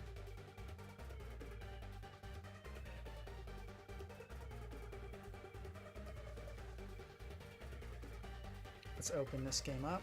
We see Landorus. Landorus getting chipped. I don't like the way you're playing this, Duvox. You cannot let Landorus get too chipped. Rocks are a big deal here. And you're just going to get Flip Turn out. What are you doing? You just brought in Ogerpon Cornerstone. Like, bring it in with a Chilly Reception. Why did you just bring it in on a Flip Turn? That's like the absolute worst thing to bring in Ogerpon on. Why? Why'd you do that? Oh my god, that was terrible. Okay, yeah. So guys, when you have like a great breaker, don't bring it in on Hazards and a pivoting move. Because then you will take a ton of chip and not get anything out of it, as we just saw happen. Bring it in on a Chilly Reception. Whew. Getting a... Whoa, okay. So the other thing, this has nasty plot. Or no, that's a different team I'm thinking of. But anyway, I'm hoping Duvox can fix this, because we let the Rock Setter get shipped and we let the Breaker get shipped. This is not how we play games. This is not how we play games. Okay. Or let's check out this Sun game. Okay, it looks like Blimac's team has met its match in the form of Specs Charizard. Seems to be what the theme is that I'm getting. Odd no U-turn there. I feel like why wouldn't you U-turn? But okay, we do see confusion, but I think it's too little too late. I don't think this Kieran can pull it back. Yeah. Let's see how Wii U's doing. We see Orthro. Yeah, you can't play like this. You got to bring in Ogerpon Cornerstone. Should have come in with a few conditions met. It should have come in with Rocks Up, a Future Sight up, and with Chilly Reception. Not with no Future Sight, Rocks Up on you, and in on an all-o flip turn. Yeah. Okay, we got Taunt on the Weezing. That's not great.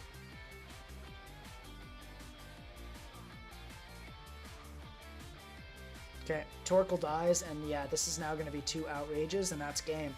And the reason I know it's going to be 2 Outrages is because nothing's about to turn into a Fairy type on me. I'm honestly happy to not see this team get further. I really don't like watching this team. It honestly really does bore me. So I'm happy to see that.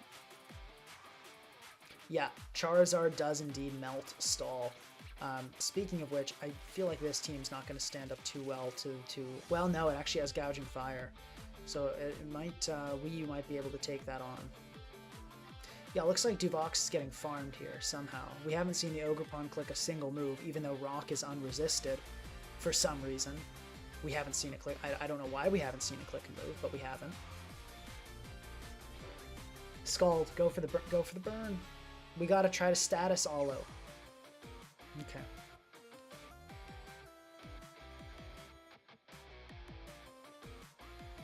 Yeah, Wii U is Charizard, for those of you that don't know.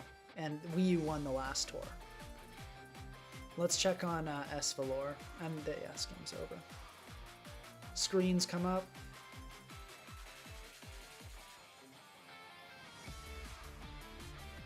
We see Gouging Fire come in. Okay. I mean, there's a Dondozo. So it's like, what are you doing? We might just be seeing... Okay, we see Outrage come out, but I don't know if that's going to be enough. Confusion. You are doing enough that if you can break past Confusion and keep outraging, you can kill this Dozo here. Oh, it got hit. It's not good. But it does have Morning Sun. So if this is not Cursed Dozo... Oh, it is Cursed Dozo. That blows. Not much else to say there. Don't Tera Blast here. Good, good. If it Tera Blast there, that would have been bad. But that is a Tera Blast Stellar Contrarian Am. I do see a world in which Dondozo can win this, but I don't think we're living in that world.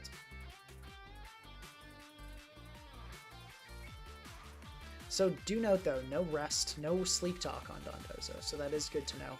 And the Slowking does get paralyzed. Let's check back in on Duvox, see how this is going. Okay, we still... How did you let Ogerpon get shipped? What did you do? Clicking a move on Allo when it wouldn't die. When it was at 100 on a Rocky Helmet Allo. Great. Great. Great. This is not how we play against Stall. We gotta position... You gotta position your breakers very, very carefully. Very carefully.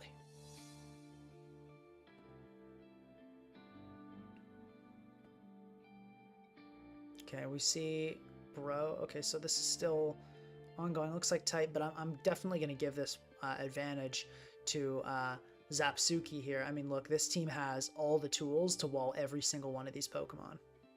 So I don't really see how Esvalor ever wins.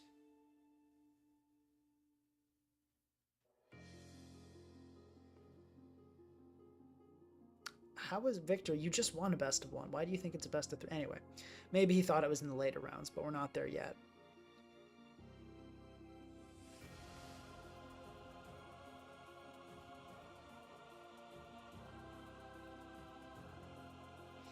Okay, we've got Scary Ursaluna setting up here, but it's Annihilape. Annihilape says, check me out. I don't know why you would ever... Oh, it's U-turn. Okay. That's good. That's good info there.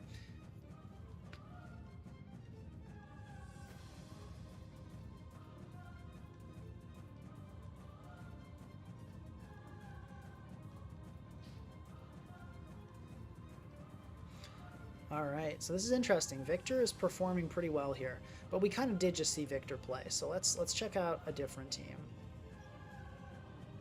I swear to God, we just saw this matchup. Oh no, it was something else. But alright, this is going to be an interesting one, kind of like Hazard Stack versus Gouging Fire, bulky offense, I suppose. The hazards are hazarding. And we see paralysis, so Pulse Sash stays intact.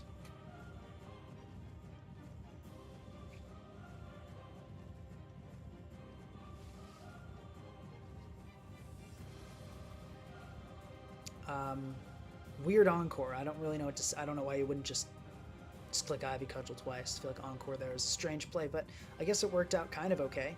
I think on the original team this Pult was Wisp, so I don't know why it didn't Wisp there.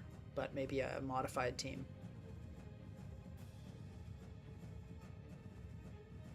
Okay, looks like there are attempts to dance.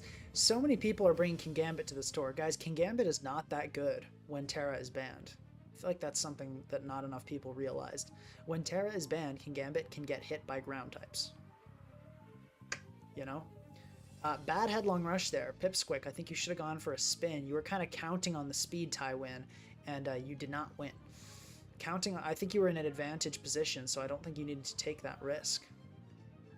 We see Draco miss there, but not a huge deal. It's not a Specs Pulse, so Draco wouldn't have done a tremendous amount of damage. I believe you're about to die to a Psychic Noise. Okay, fortunately for you, it is a Psy Shock, Slowking. No idea why you didn't Headlong Rush. Maybe Scarf Tusk? No, because that other Tusk just outs, but I have no idea why you didn't click Headlong Rush there. Look, it was completely unresisted. Nothing could tear. I mean, why didn't you click Headlong Rush?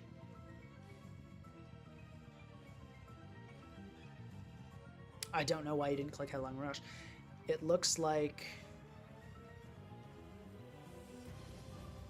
I mean, but like Psyshock doesn't... Why didn't you just kill the thing with Headlong Rush? And it looks like now you're going to get far. Honestly, I'm not really sure what Pipsquick was smoking here. There were a lot of really just weird choices. I mean, I don't know.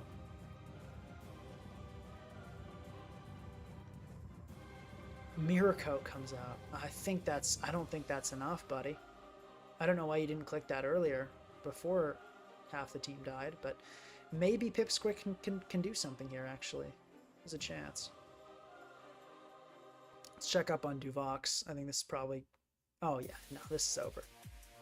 This is over. Yeah. Okay, well, actually, hold up. Blissey died. But no, like, no, this was not nicely. This was not well done. Yeah, this is curtains. I'm thinking we're gonna see Zapsuki just stalling successfully, probably. Yeah, Leftovers got knocked. Hatterene's really the only thing with a chance to break, and it doesn't really have a real chance to break because Goldango's here. So I think this was over at preview. Yeah, this is just gonna be a very slow Zapsuki win. Let's check in on this game. This is an exciting one.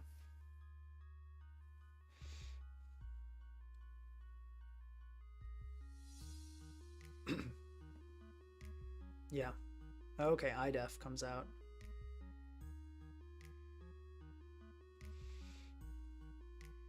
Skip ahead, see how this Zama situation turns out. Okay, so it just gets forced out. Good Wisp on the Slowking.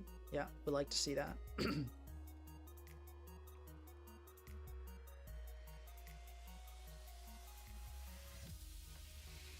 Okay.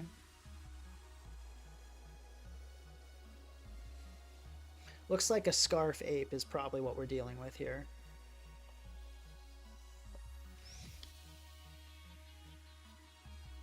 Looks like things are going pretty well for Victor here. He's correctly identifying to not hit that Annihilape and doing a pretty good job of it. Annihilape's going to come in here and try to get a flip turn, but he's just not letting it. He's saying, no Rage Fist for you, actually. You're all set, buddy. And now you can flip turn, is the nice thing. Now you can flip turn, because you know the ape has to switch out. Or Wish again, I guess, is fine. Probably want to heal up Luna, which is fair. Sludge Bomb happens here. If you get poisoned, though, then you become really powerful with Guts, and this team does not want to take Guts boosted Earthquakes. So this is honestly kind of a win-win situation.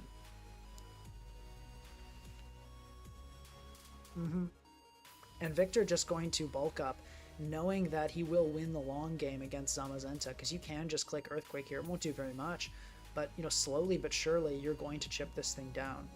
And that's doing a lot of... Oh my god, that's a terrible critical hit. That's so bad. Poor Victor. Honestly, that is a devastating blow. Yeah, Wisping there... Yeah, I guess. I mean, that's tough. Let's skip. Is there any chance... Is there any chance Victor can bring this one back? It's looking rough. This looks like a very drawn-out game, but hold on. We got the Fire Spin Taunt to kill the Galarian Slowking. That's pretty cool. And we Wisp the Annihilape. Hold up. With Wish Pass, this Volcanion could like actually just win this game. That's an incredibly clutch move there.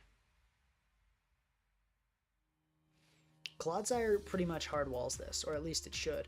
I feel like it's got to be unaware. What I actually think Victor should have done is Wish Passed into Volcanion before going into Clodsire, because it's no rush. Clodsire can switch in and stop Volcarona at any time. It's not a rush.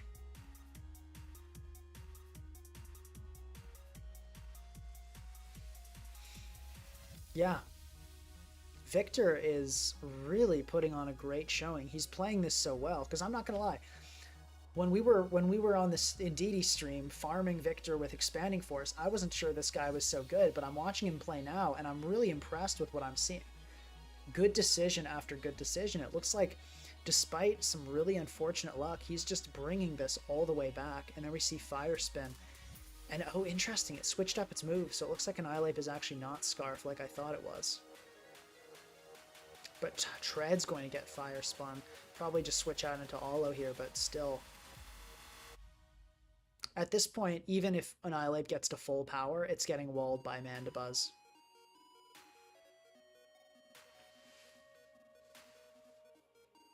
This is a pretty long draw. I'm going to skip to the end, see where we're at now. Yeah, looks like this is going to continue for a while. Pipsqueak, I imagine this game's over. Oh my god.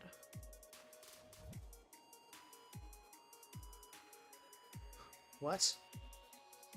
Pipsqueak, you managed to bring this back?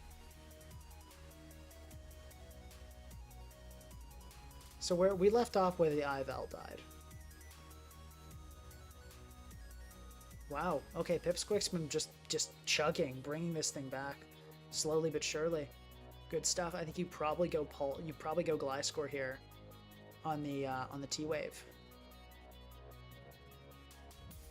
Let's check Duvox. I imagine this is over. Yeah, good stuff. And it is DD. Okay, yeah. So it is. I'd call this a semi-stall. It's fair enough.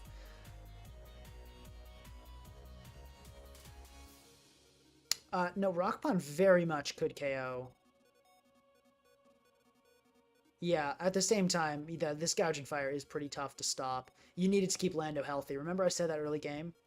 No, this was not. I think Duvox had the tools here. This was not well done. Gonna be honest, this was not well done.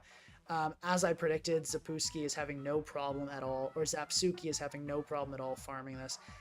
I mean, this is not Esvalor's fault. You have no tools.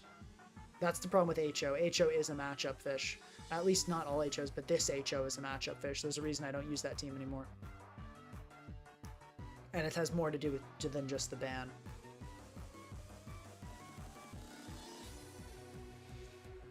Let's check in on...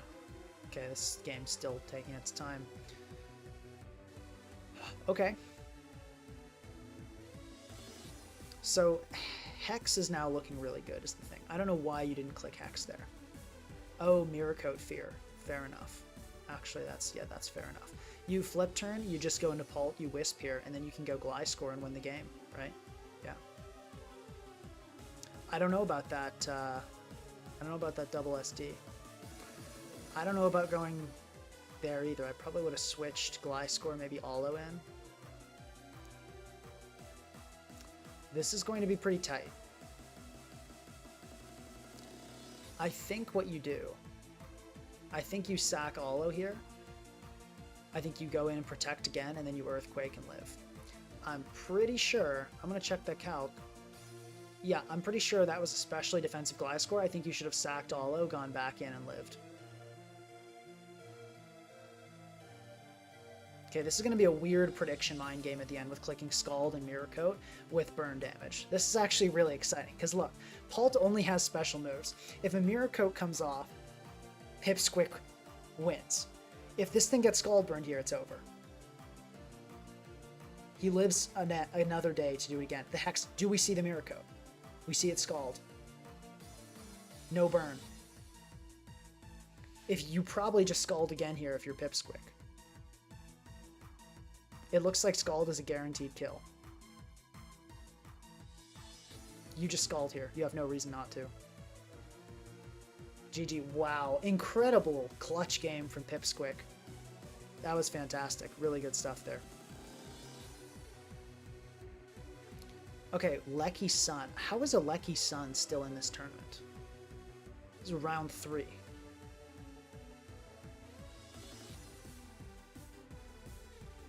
Let's skip ahead a bit because I think we're probably about to see round 4 start soon. I mean, Lecky Sun was good in Gen 8, but I don't know about now. But I guess this is the matchup where you want Lecky. Just Landorus. Let's see. I feel like you go for Overheat there, because if you damage that thing, you know, that's huge. Weird switch, but I imagine, yeah, I was going to say, if that comes in, I'm guessing it's got to be Balloon. I can't see why else you'd do that. Gambit going for the SD. Okay, fair enough. You probably Kowtow here. Yeah, so the Wisp there was pretty telegraphed. Like, I don't think that was a fairly odd... No, don't switch in Landorus. God, don't switch in Landorus. Oh, wow. I don't know why Kowtow Cleave didn't come off there. Protect? What are we doing? This is looking good for Gravital. This is not looking so good for Shadows of Unknown. We see Wish come out. Okay, so Tusk is going to get a little payday. That's nice. Torkoal coming in does not want to enter on the Prim, but that's what it has to do. And Torkoal is dead on entering again, if it needs to come in. But wow, Flare Blitz just going to, from Gouging Fire, come out and kill, double down the Prim there. Tusk coming in, but yeah, that weather's going to be contested.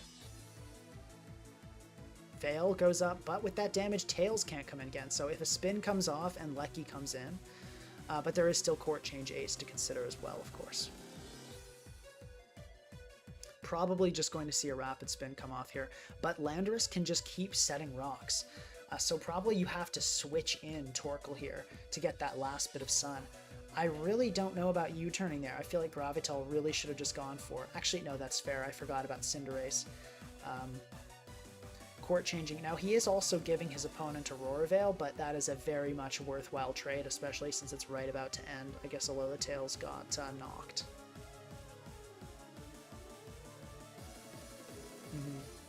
Screamtail proving to be a little bit of a nuisance here, but probably Ace can eventually just break its way past.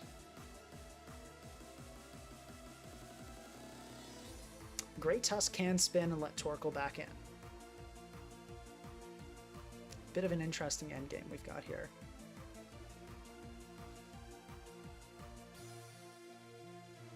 Alola Tails setting up Veil. Pretty bold play there. Could have gone poorly. And it looks like Gravital said, it's time for my ace. It's time for the ape. And Regieleki just going to get decked in the face by a Rage Fist there. And I don't think this is going to be even close to beating an Annihilape. I think this is probably looking like a win for Gravital. Great Rage Fist. Yep. Going for bulk up there would have been pretty greedy, and we see the forfeit. So good stuff from Gravital. I'm really happy with how Gravital's been playing this. Now let's check out the Mono Dragon team. Okay, we see turn 1, Goodra just get destroyed by an Earthquake. But we got a Levitate up, and we've got a Como in the house, so... Oh no! It's not going to be able to click. I don't know why you would click Clangorous Soul anyway, though. If Earthquake came out again, you still took too much. This Mono Dragon team is getting farmed at the moment.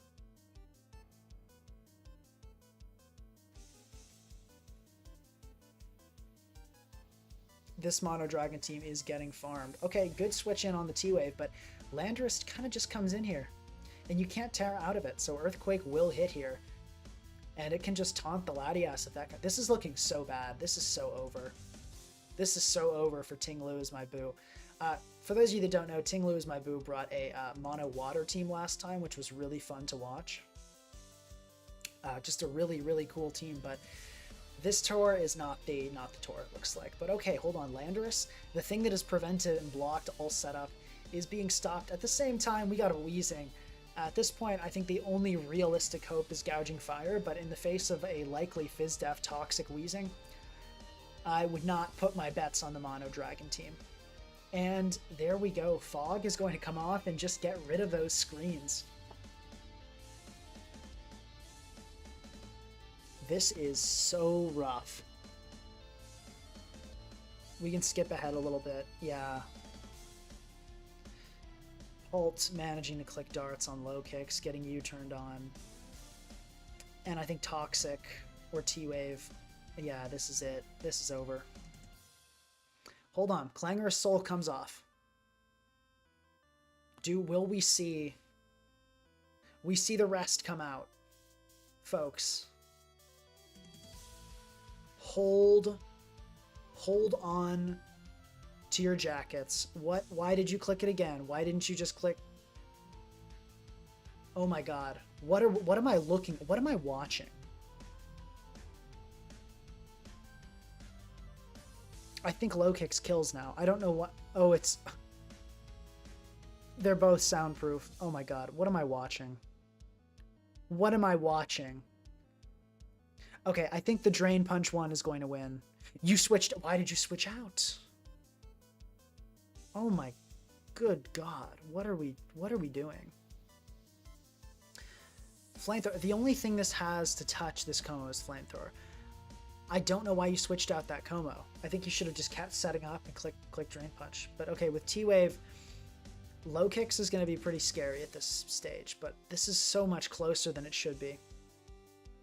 Is Wellspring just going to click... It missed. Oh, but Para? It hit. Oh my god. That was one hell of an end game. Good. I don't know what to say about that one. Yeah, as I figured, nothing. No damage. That was a 0-100 matchup. Completely unwinnable for S-Velour. But good on Zapsuki for playing it well. You can... When I say unwinnable, I mean unwinnable in theory. Right? People mess up, and Zapsuki did not. Zapsuki locked it down and continued to play safely, knowing that they didn't have to take any risk. So that was good. And this game, is this game still going on, or has guys? Okay.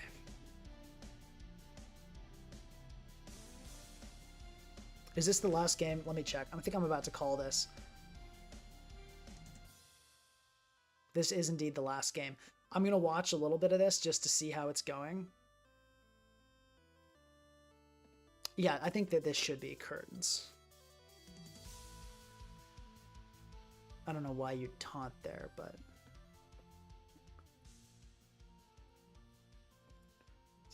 Victor is obviously winning this. I don't think that anyone would contest that.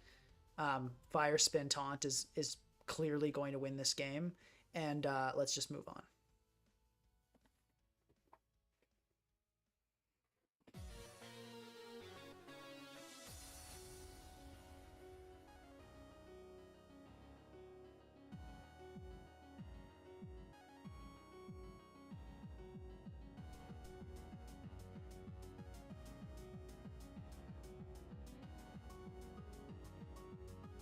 Nothing to be sorry about. There's no problem with taking a long time.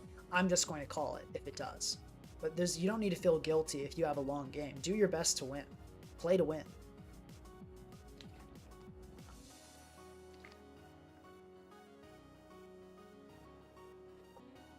Somebody in chat said Monster Hunter mentioned. Guys, those Monster Hunter International books are so good. Highly recommend. Just saying. Like Larry Correa writes them. Very good. Very good books. So we're about to start with round 4. Oh gosh. Yeah. 1, 2, 3, 4 games. That's it. We are down to 8. We're down to top 8. Yeah, that Como mirror was insane. Okay. Let's go. Round 4. Round 4. Okay, top 8. We are in top 8, guys. Do we have any Lucky teams left? I don't think we do. So many people brought Lucky to this tour. I think it was like the most brought new mon. I've seen like 1 Terapagos, which is actually a good Pokemon. I think you guys are garbage for bringing Lucky so much. I'm not gonna lie. I mean, we didn't see a single Lucky do well, and I didn't think it would.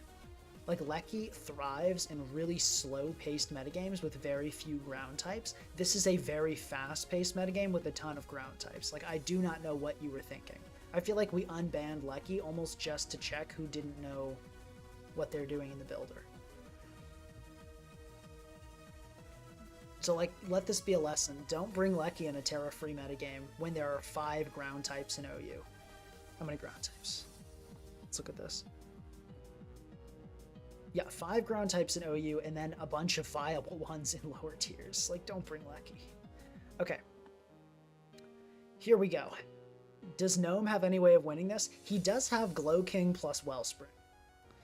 So, like, you know, but it is play rough. So, I'm hoping it's SD. If it's not SD, this is going to be pretty tough. Low Kicks is actually great here. Like, look at CB Knockoff with Future Sight support. That looks amazing. I think Gnome has the tools to win this, and I really hope he doesn't have the tools and then just play terrible, because that would be so sad for me to watch. We see SD. But this is a Brave Bird Corv, let's not forget. Let's not forget. We see Ivy Cudgel, and I think it's going to get Brave Bird. It will die, it will get critical hit. Does the Corv die and recoil? It does.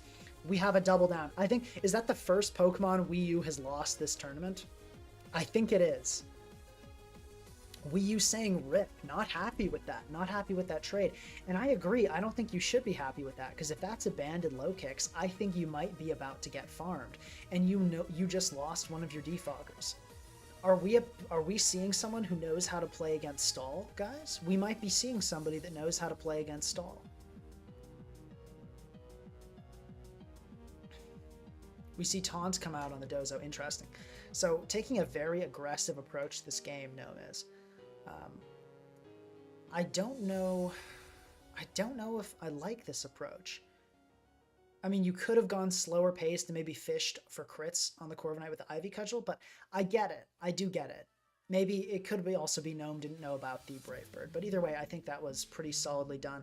I want to check actually if that critical hit mattered. Okay, it's gonna adjust.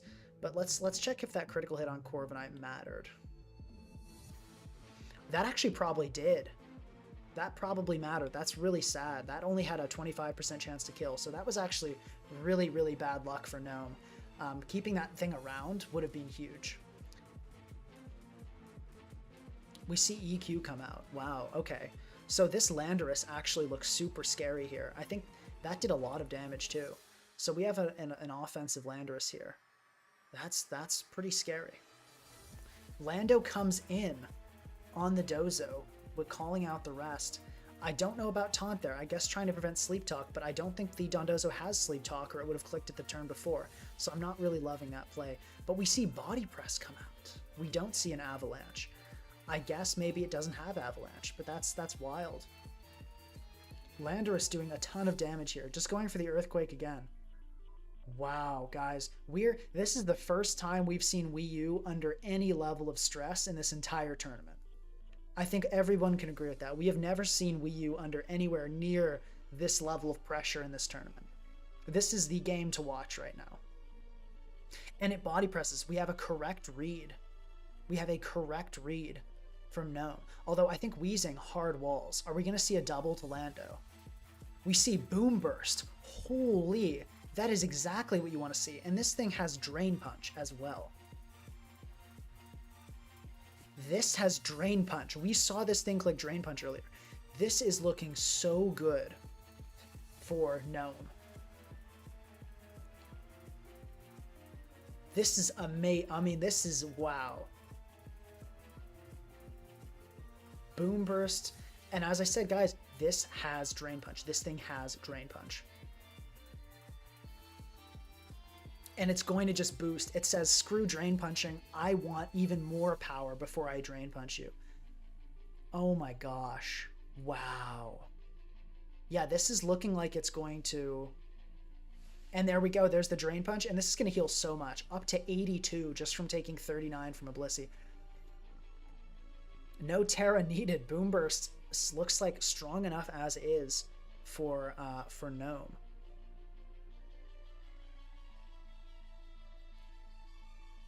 Boom Burst. Oh my gosh. Guys, this is totally the end of Wii U. Holy crap. So guys, this is the problem with stall. I don't think Wii U played this poorly. I think there was nothing Wii U could have done in this matchup. I think there's just nothing Wii U could have done. Okay, Drain Punch there was pretty cheeky, but fair enough. And then this is going to just die to Clangorous Soul. I don't think there was anything Wii U really could have done. This was a team well suited against this stall. Wii U though, I mean, look, I don't like seeing stall win. I'm going to be totally honest.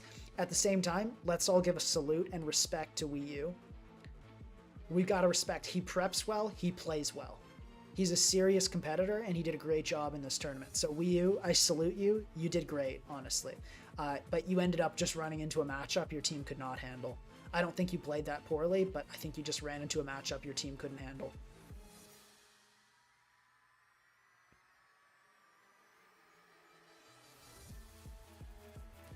And let's open up this as well. And then I think those are our games. This is our top 8 we're watching right now. Pipsqueak and Victor Normal is an interesting one. I think I want to watch Sun.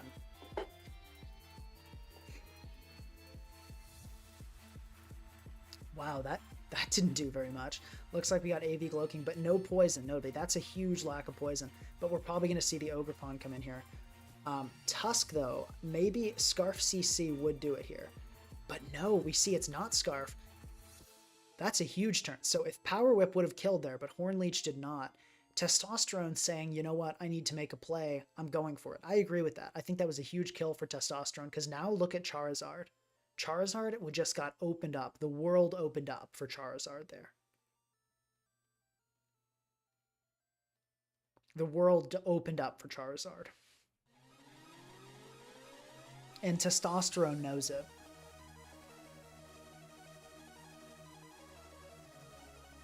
It doesn't feature any new Pokemon, but I'm glad to see Charizard Sun doing so well in this tournament.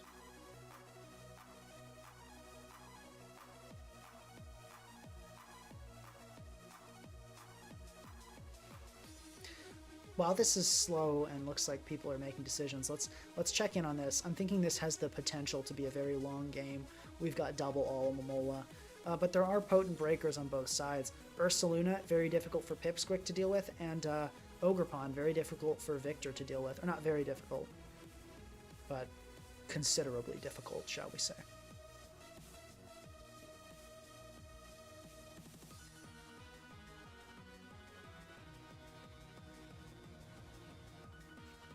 Dr. Bognor in chat saying, I literally wanted to build around that Monpinka. Bognor, I stand by Como not being good. I stand by it.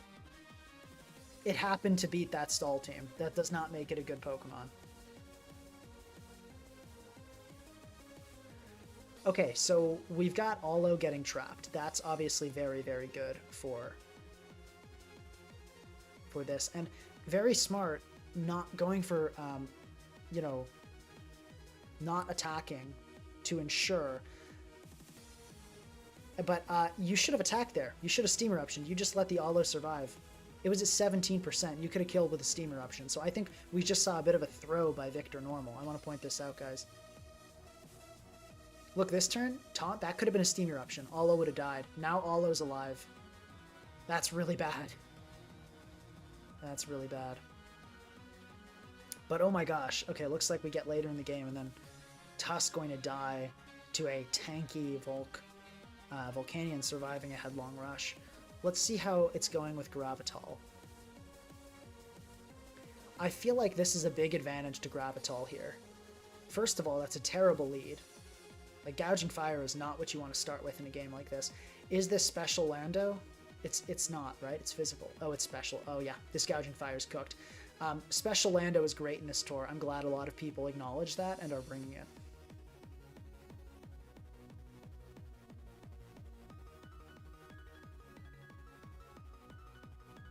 Yeah, Gravital is making this look really just easy. And honestly, Freeze Dry is pretty good offensively here, but opting just to go for the... I really don't understand why sacking Lando there. I feel like rocks were still a good tool. I don't know why you wouldn't just go into Primarina, but I guess he's looking for just a good setup opportunity for Annihilape. And that miss is devastating. That is a devastating miss. Gravital is going for it with Annihilape. Now, as we always risk with screens, we could just see a critical hit come out at some point. But either way, even... Oh my gosh, that's terrible, because now a Rage Fist kills. Terrible, terrible luck for I am losing my mind. That Volcanion should have left this Annihilape in Flower Trick range. That was just pure hacks in Gravital's favor. That was unfortunate luck. Fire Blast missing as many times as it did. I mean, that's terrible. Even if it hit, even if it missed once, it still would have been in Flower Trick range. But for it to miss twice... Actually, how much did it miss? Missed. Yeah. It missed 2 out of 3 times. That's terrible.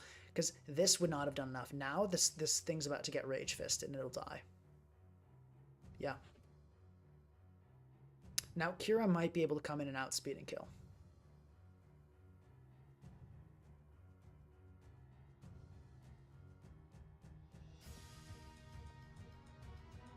Let's check in on Zapsuki and see how this game's going. Moon coming in, great switch there. Probably you just U-turn, because if Mandibuzz comes in, you get in Charizard. But no, I guess Testosterone, knowing that, thought Zapsuki wouldn't want to switch out. And so we kind of have this mind game here. Because if Zard comes in, it is going to blow up the team. I guarantee you it will. Wake going to just come in here. Now that Ogerpon's dead, Hydro Steam looks very good. Probably going to just opt to Draco instead here, though. No, looks like Hydro Steam. I could see just going for 2 Hydro Steams here to chip for Charizard later. I feel like Testosterone is at risk of letting this game slip away from them if they don't,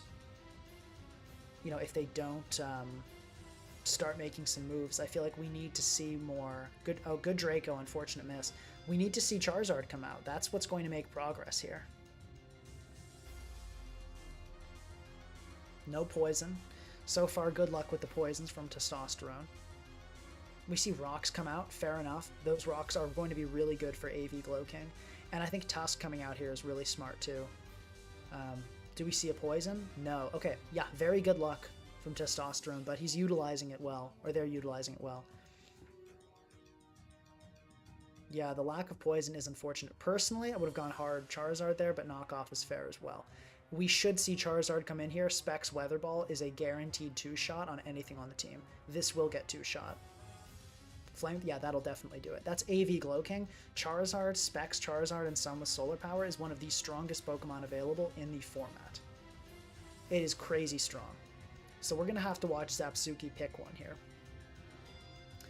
This is why you don't see a lot of bulkier teams in SVOU. Well, not specifically Spexzard, but imagine if the Spexzard were instead like an Ogerpon, or like a Specs Raging Bolt. There are just so many insane, powerful breakers that you don't typically want to run really bulky teams unless they're super bulky full stalls. But like semi-stall like this is just really out of style right now. Good on Zapsuki for getting so far with it, but I think this is the end of the road. We can check in on Gravital. Wow, we see Defiant. This lander is better outspeed. Okay, it does, and we see Stone Edge. Good move, especially if that's Scarf Stone Edge. That could put on a lot of pressure here. Now, I would be worried if I was in... I'm losing my mind. I'd be worried here about just losing to Moonblast plus Freeze Dry. If this Ninetales has Moonblast, this Ninetales might be able to sweep all on its own. Looks like no, but Primarina here, with a Kyurem that can't Tera, you need to freeze. Oh my gosh. We got the freeze. And smart play by Gravital, not trying to go for the unfreeze, but saying, you know what, I'm getting out of this situation, I'm going to Wisp. So the Kyurem is now a lot less scary. But it still has that Earth Power. If we see Pyro Ball miss here, but it's going to hit. Okay, so in that case, Ninetales should just be able to wrap up this game. We see Wisp come out. Yeah, that's good. Ace is going to die, but Ninetales can just come in here and click Aurora Veil and then finish the team up with 2 quick freeze dries. Looks like not even going to risk the Veil, not wanting to risk the Stone Edge critical hit. That's fair. Going to set up Veil on a Tusk, though. I think setting up Veil on the Lando would have been better, because this Tusk now can kill. But okay, Moonblast going to come out. I'm not sure why the Kyurem didn't get Moonblasted earlier. I think that was a mistake on Gravital's part. Not just Moonblasting the Kyurem, but instead going into Primarina. But without a crit, critical hit's the only way this goes downhill. And yeah, that will be good game. Good stuff to Gravital. Gravital making it into top 4. Congratulations. So we have Gnome and Gravital locked in. Let's check back in on Zapsuki versus Testosterone.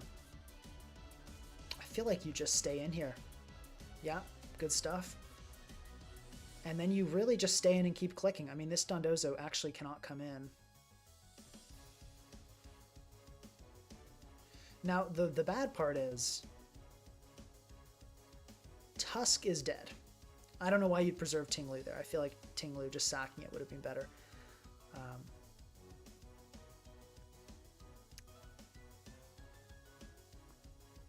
Yeah, this is looking good, but not great for Zapsuki. I mean, for Testosterone. Okay. You definitely do just click Draco here. I still think the advantage by a good portion is in favor of Testosterone. Yeah, Dondozo's going to drop here, and then I think Hatterene plus Charizard can clean it up. But, you know, this is not guaranteed. So I think you switch out Glowking into Mandibuzz here. Actually, the Mandibuzz will probably die to 2 Dracos, won't it? Yeah, Mandibuzz will die. Terrible switch. Terrible switch. You always stay in and click Draco there. That was a complete mistake. In every which way, that was a complete mistake.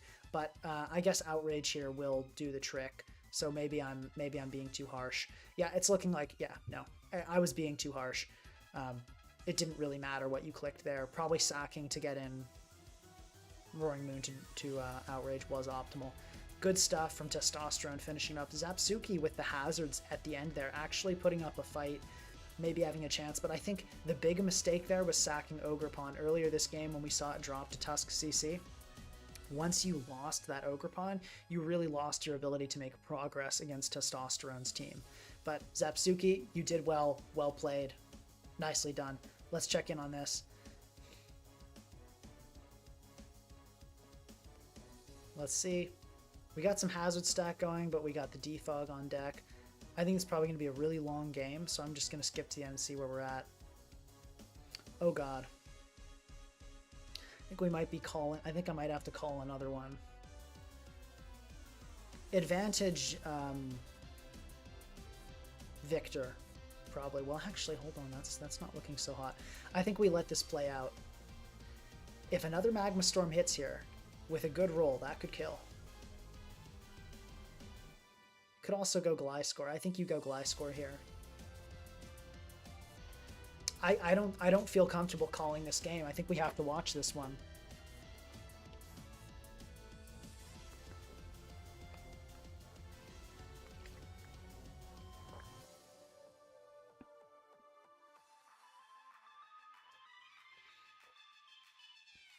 Mm. So also, guys, the people that say Charizard's putting in work, dang, Charizard's so good. No, not really. Charizard's Sun is not very good, but it's being well played in this situation, and well, you know, it's also just not that big of a tour. But no, Charizard's Sun, there's a reason it's not meta.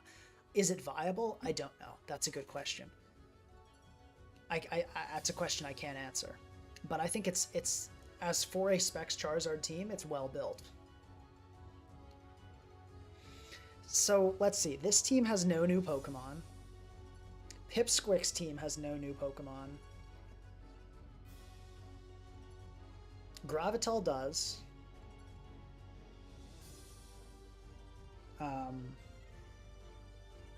Charizard Sun. So Gravital is the last player in the tournament using a banned Pokemon, or a regularly banned Pokemon. Good Gliscor switch from Pipsquick. They're complimenting each other's teams in the chat. Look how wholesome this is, guys. Isn't that wonderful?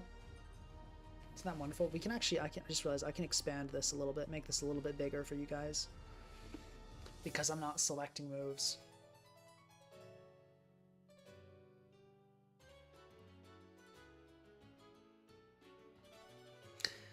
Yeah, this is an intense game. Wait, somebody left. Oh, I guess that's just spectators. I was going to say, like, we have one player, we have two playing. Is Ogerpon going to make a move in SD or something here? We're going to see that come out. Because here's the thing. This Ogerpon looks so scary. This is dead on entry. This is almost dead on entry. It looks like Power Whip almost just wins here, and this Olo cannot touch it. So this is a really scary situation.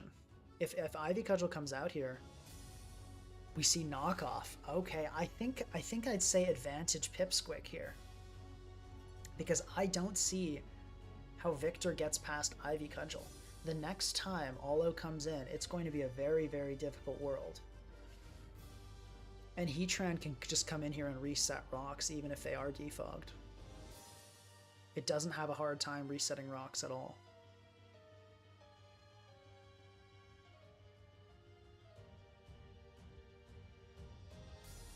We see a Pain Split, which is actually going to hurt Wheezing and restore Heatran. That's not what you want to see if you're Victor. I think you should have defogged there, Victor. I think your only chance is getting up some of your walls again. But yeah, this is kind of one of those cases where we see Ogerpon just being really effective in these long-term games.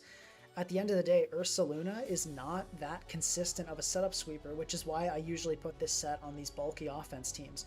We're going to see Volcanion get sacked to hazards here. Fair enough.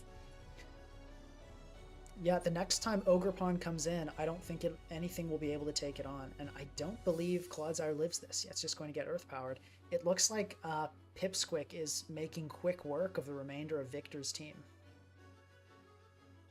And I think every time Ogerpon just comes in here, I don't think Olo can touch it. We see Taunt come out to prevent the Wish. That's smart. Yeah, but then you have no reason not to just go Ogerpon here. It was a good switch to Wheezing, but it's not going to be enough. And it's going to get called out by the Magma Storm. Yeah, good stuff from Pipsquick.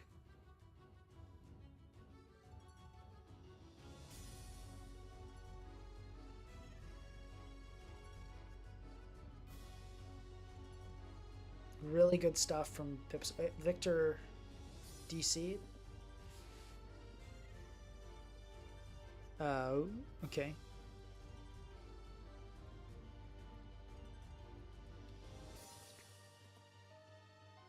You can FF if you want the game to be down. It doesn't matter. Okay, let's just get back to here for a minute so we can see this again. But yeah, so Pipsquick wins.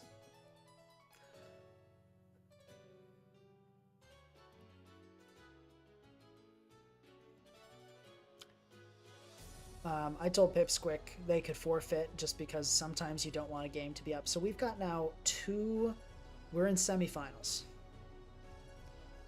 It's going to be Gnome and Pipsqueak and Gravital versus Testosterone. So these are going to be two really exciting games.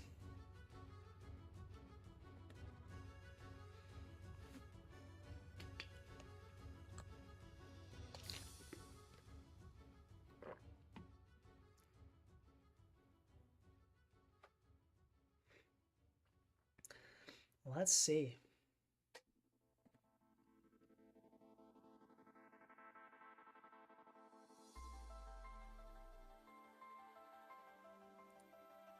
Top 4.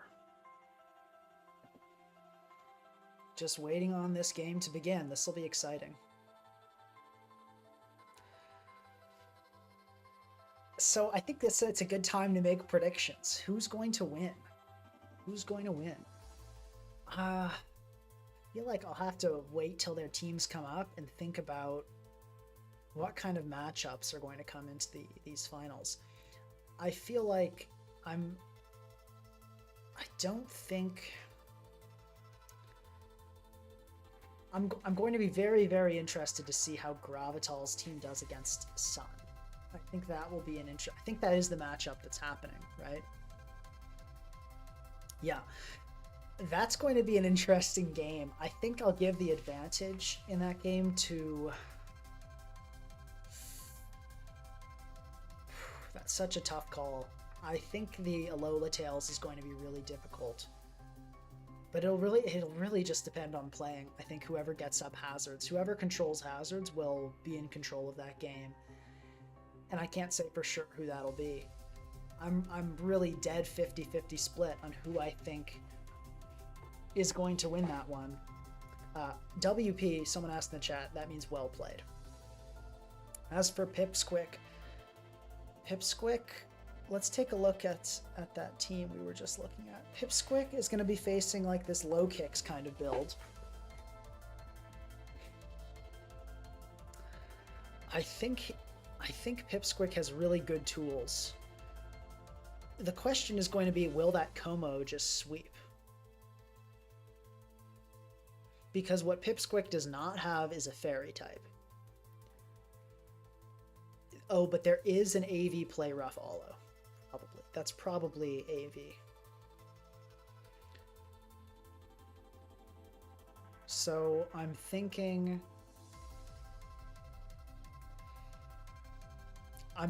I'll give the advantage to Pipsqueak. I think Pipsqueak will beat the low kicks team.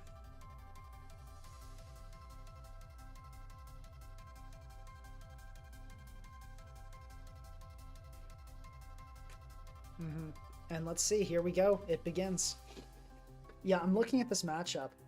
I feel like Pipsqueak has the tools to wall what Gnome has, and Gnome does not have as good tools. Now, it's not a sure thing by any means. Gnome could very well win this game with Ogerpon, right? It's SD Play Rough double stab. We've seen that SD Play Rough double stab, and that really does beat everything on Pipsqueak's team. So it's going to be a matter of who leverages their breakers more effectively. And I think the winner of that will depend on who does a better job of managing their Wellspring. But I think Pipsqueak has the advantageous matchup because of the switch-ins. I think AV Olo is going to shut down Como. And Low Kicks gets shut down by Heatran, Gliscor, Olo Core. The only thing Pipsqueak is unable to shut down is that Wellspring. But even that, there are answers. Like Wellspring can't just one-shot everything. So I think I have to give this to Pipsqueak, but we're gonna see. This is such an exciting matchup. I don't know what to say about this. I don't know what to say about this. This is a weird game.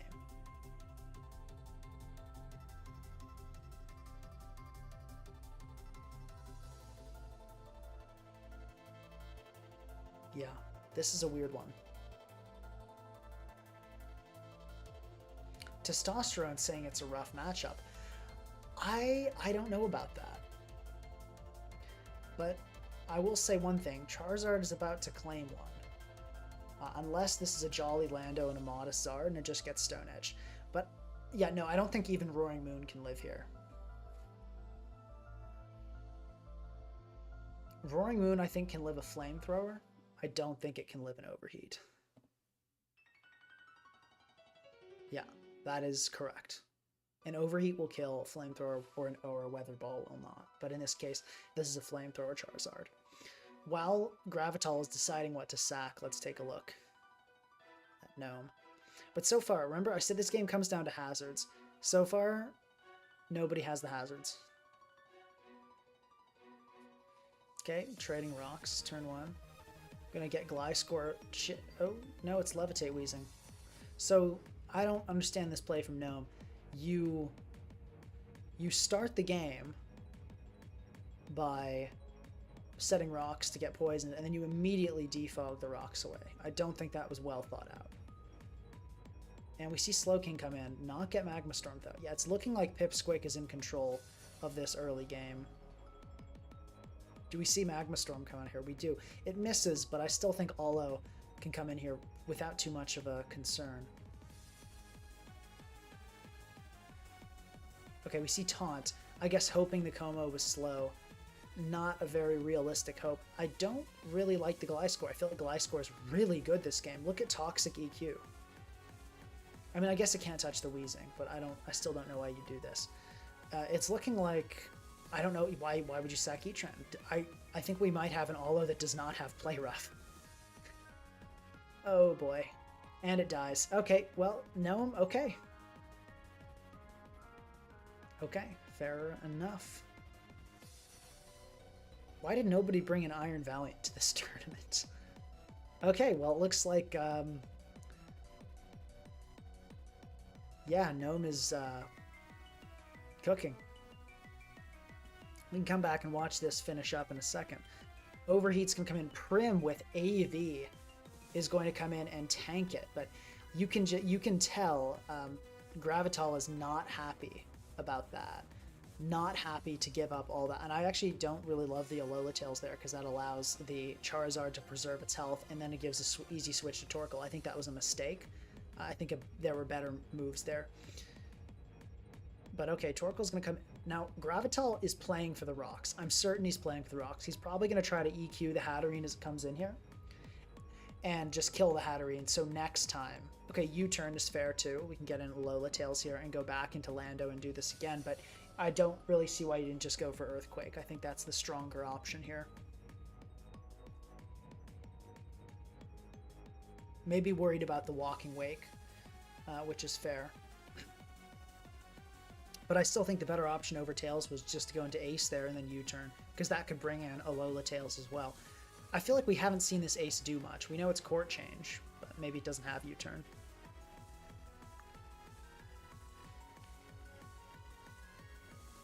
Okay. Pipsqueak forfeits, saying Como gooved my team. Pipsqueak out. Gnome into Grand Finals. Good stuff, Gnome.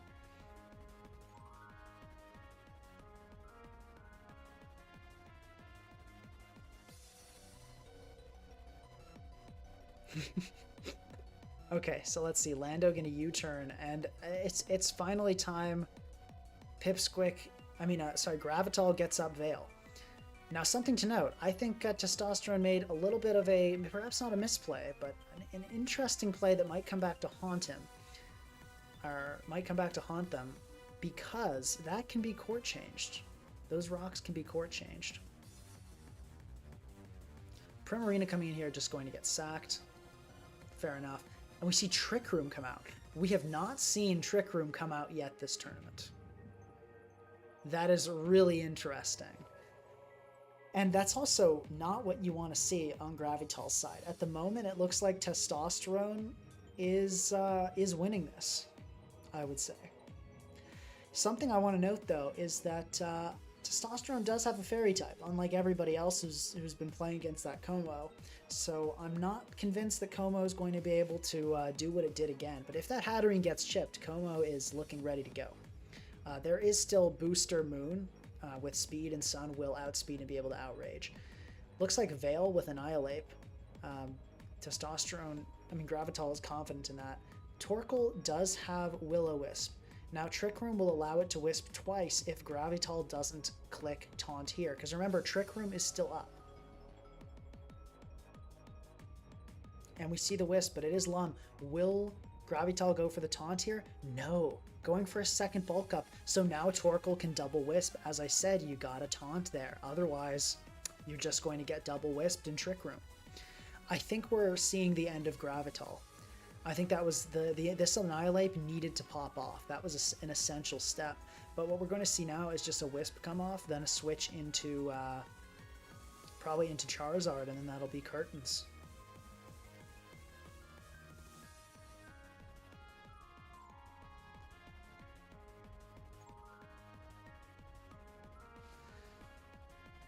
Dr. Bognor is apparently malding because he wanted to build around Como. For the record, the Como set you sent me had Scale Shot loaded dice, did not have Boom Burst.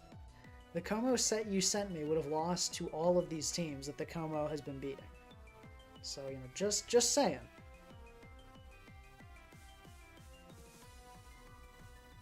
Okay, a kind of a foolish rapid spin there. And the Annihilape could come in here and spin block. But going for a read, saying no. Oh, if Annihilape came in there, that could have been huge, but Testosterone got the correct read.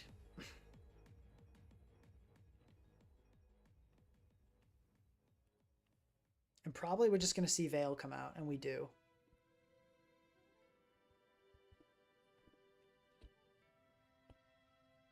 This is such an interesting game.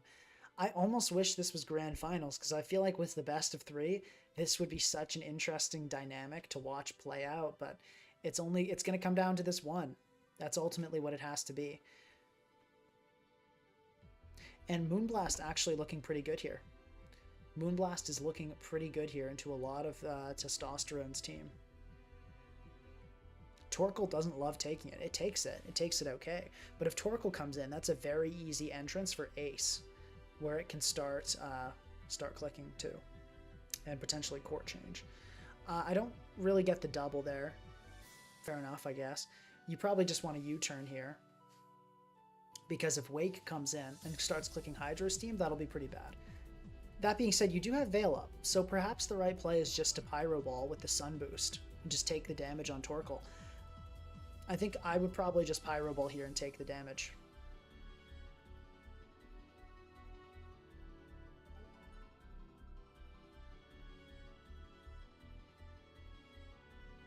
This is really, really interesting.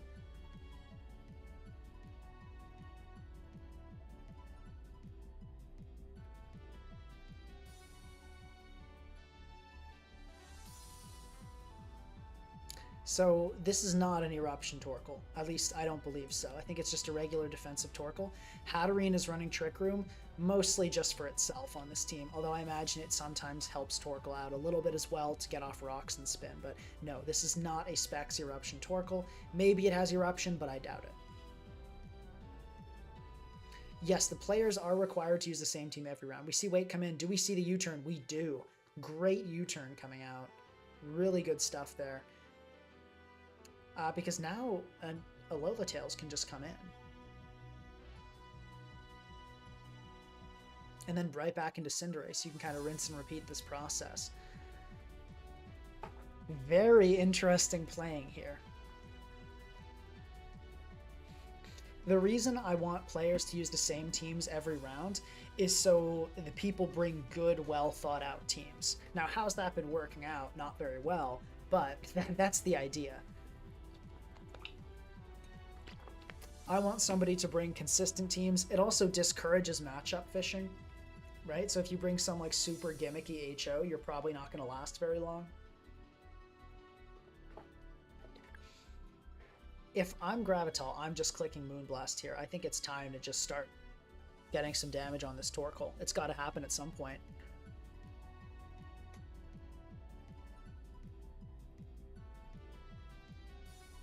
It's got to happen at some point. And with Veil up is the best time to do it. This Ninetales is giving Testosterone a lot of issues.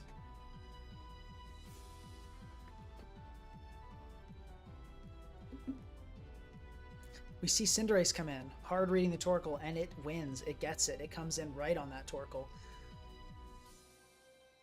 So something else to note, that Wake is booster speed, is it not? Let's see.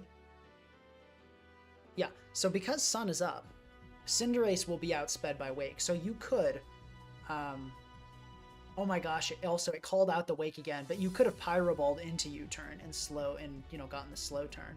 So that's something just to consider as well.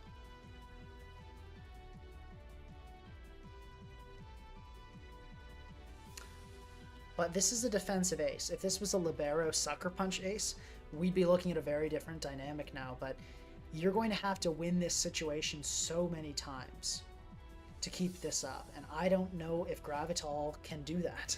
I don't think Gravital can do that. It's a shame this ace is the defensive set. That's all I really have to say. It's a shame. So this is a case in which you just switch hard into Charizard, I think. Yeah, great play from Testosterone. Great call out. Rage Fist would have been a really, really solid call out by Gravital, but I understand why he didn't do it. It makes sense. And yeah, Overheat there is going to just obliterate the Cinderace. It looks like this game's probably going to go to Testosterone, but it's not over as long as there's a Roaring Moon. Fun fact though, because Roaring Moon gets a boost in Sun, it will not lose its item here, meaning Great Tusk can come in and it won't take much damage from an Acrobatics. I hope Gravital realizes this. I hope Gravital realizes this.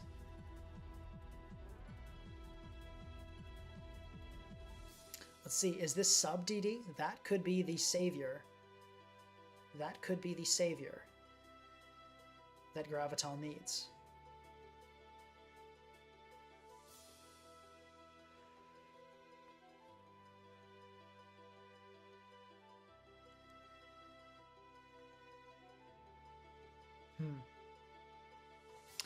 Yeah, nope, going to switch into Alola Tails. I do understand that. I get it. Wisp Miss there, that's pretty good. But Torkoal can now click Stealth Rock without issue. It's no longer fearing the court change. I think there were like 4 Gouging Fires in the tournament, something like that. There were a fair bit. There were like 2 Terapagos. Almost nobody brought Terapagos. There were like 5 Regielekis, and they were all out by round 3, or round 4 at least.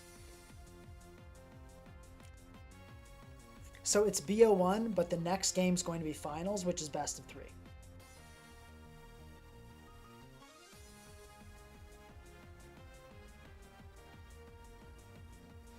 Yeah, so Veil goes up, and this is a great time to get in Salamence because it can actually use its booster here.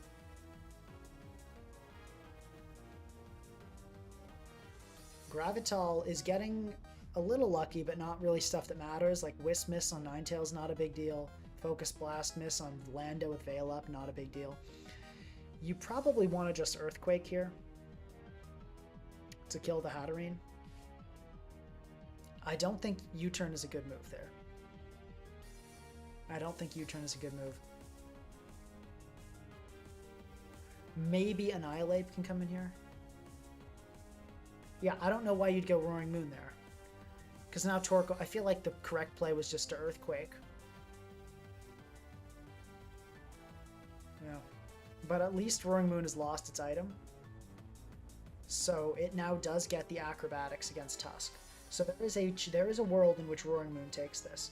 But yeah, Landorus is going to get Wisp. That's not good at all.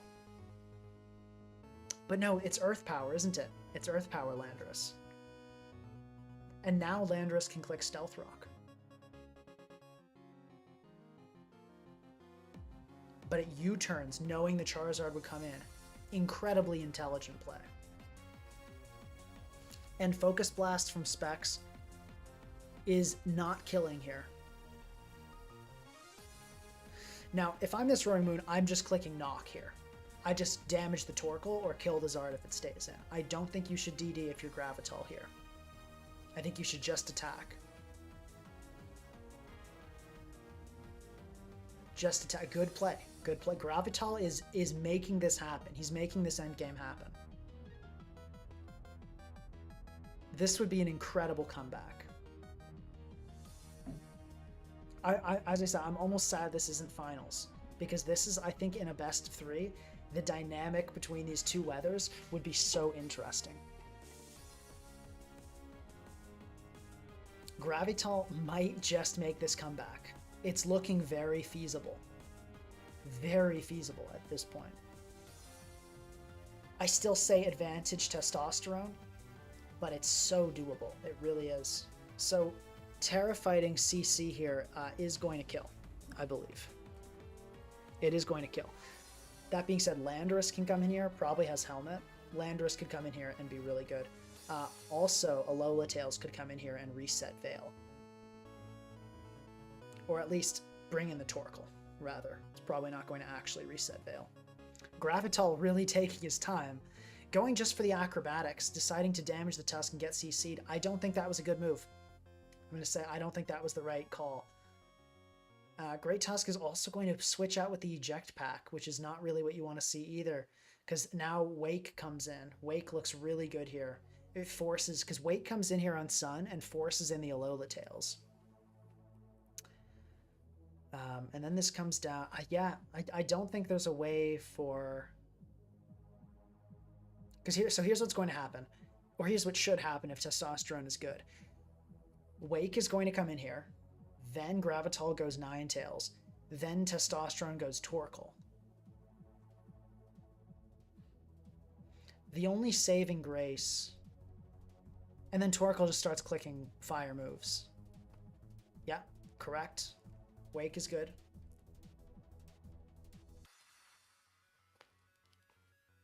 And now Torkoal comes in. And it's kind of a trap, because if you switch Lando, then Wake just switches in, and you can just kind of keep rinsing and repeating this cycle. So even if Gravital plays this perfectly, there's really no escape. You needed Roaring Moon. Roaring Moon was your win con here. You couldn't sack it to CC. Maybe Gravital didn't know the Tusk had CC. But yeah, that wasn't the move, unfortunately. Okay, but that is how to play. This is so funny. Here's what Gravital needs to do to win, and Gravital knows this. Gravital needs to keep U-turning on this Walking Wake. Like, switch in Lando here on the Torkoal and keep U-turning and getting it right. It's such a tall order, though. And it looks like Gravital did not succeed. And now Torkoal's just going to win with fire moves. And it's opting for Stealth Rock instead, which is fair. That's a fair move. Wake comes in here. Yeah. We see U-turn, but it's not enough. It's not enough. That Aurora Veil on that turn hurt.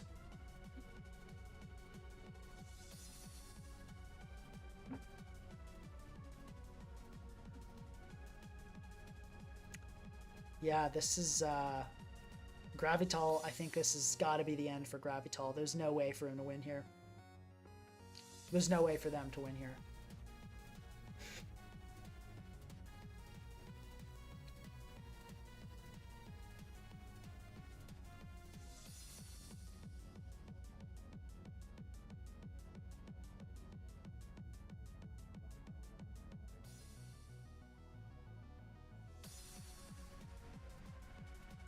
Okay, we see the Earth Power kill the Tusk, but now Wake comes in and claims one with Hydro Steam. If Alola Tails had Snowscape, maybe it could do something here. So I think the play at this point is hoping Testosterone chokes and doesn't go Torkoal here. Okay, Ape comes in. Yeah, fair enough.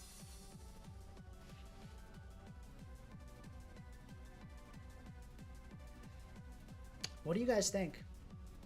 Can Gravital pull it back? Can he somehow do this?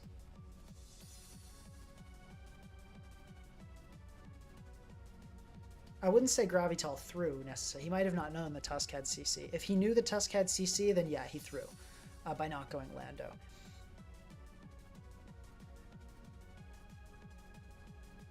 Down02 in the chat. Folks, we got Down02 saying, don't care, didn't ask. Don't care, didn't ask, didn't even ask for a lecture, and yet you're still talking like a chatterbox. This guy never fails to amuse me. That is my job, is to amuse you. Hydro Steam is going to do a lot. Actually, that's not as much as I thought, if it's especially defensive. No, but it's speedy, isn't it? It's not specially defensive. Oh my gosh, we see a switch. What are you doing? We see Taunt, naturally. Clear Smog. But that's not really good enough, is it? That's the only attacking move. Rage Fist, I think you go for Rage Fist now. To try to kill the Wake. No, he did exactly the right move. Oh my gosh, guys. Is Gravital gonna make this? I think we're watching Testosterone Toss. I don't know why you wouldn't just click Hydro Steam. You clicked Hydro Steam and then you clicked Knockoff twice for the win.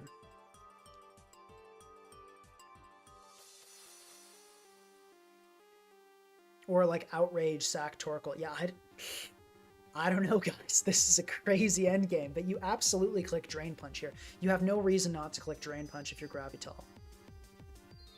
Because I think Drain Punch into Rage Fist kills Torkoal.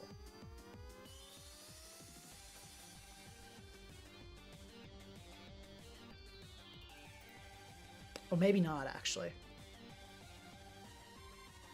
Maybe you have to... Do you kill Roaring Moon here? Because this is a banded Outrage Moon. You do kill Moon. So I think this game comes down to a read. Do you Rage Fist here? He did not. He did not Rage Fist. Rage Fist will not be enough to kill here.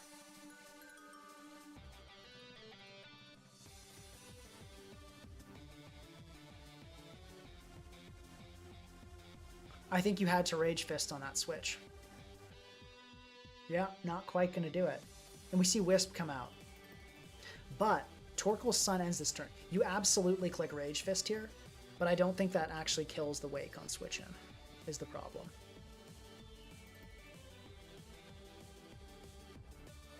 Yeah, maybe Taunt there was the... I mean, in retrospect, Taunt there was definitely the move. Okay, Torkoal gets sacked though, guys. This is not unwinnable.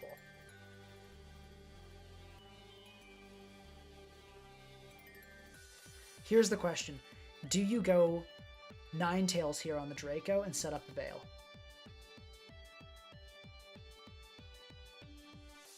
Okay, we see Hydro Steam come out. We see Rage Fist kill. Does Knockoff from Banded Moon kill? If it does, it does. Oh, it's Iron Head. Okay, that's going to do it. Really tight. Really tight game.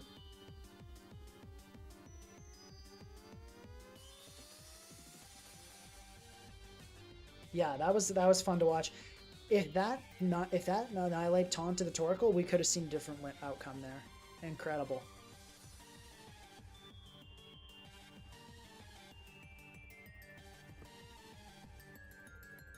Yeah, down 0-2, you really can just mute the stream. Yeah. It is pretty funny, but okay. It's finals time. Let's get into it. Let's see some games.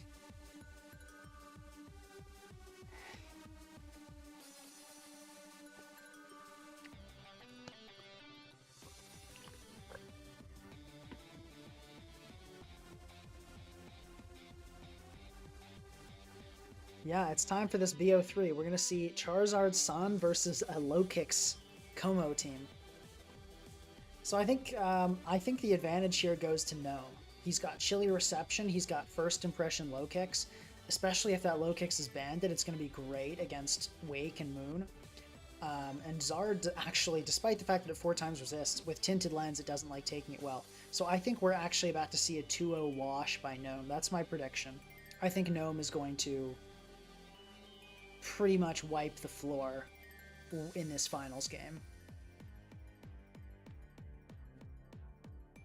But I gotta say, congrats to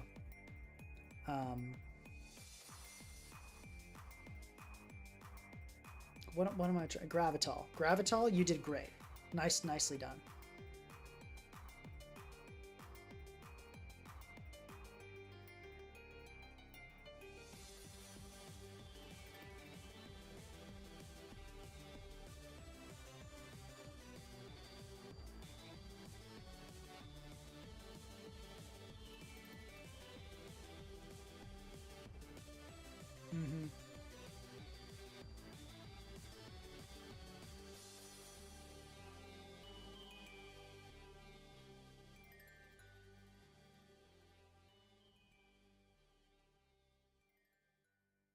Yeah, let's see. I'm just kind of waiting here. I don't know why these two aren't getting into it.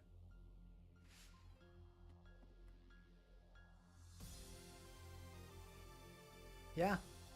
Guys, come on, let's game. Yeah, I agree. I think it is looking game over. I don't see how Testosterone has a chance against a low kicks team. I think Sun is about to get matchup checked big time by low kicks Glow King team.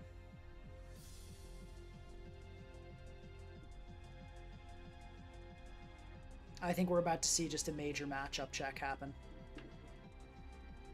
I don't see how it could be any other way.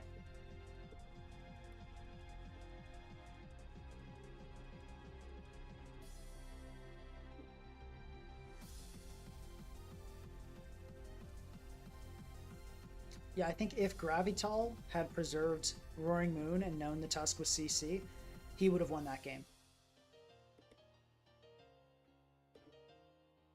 They would have won that game. I'm not going to remember that ever, but I'm going to keep trying. So, yeah, I don't know why we're not getting started. Let me see if Lycopoke has sent me anything.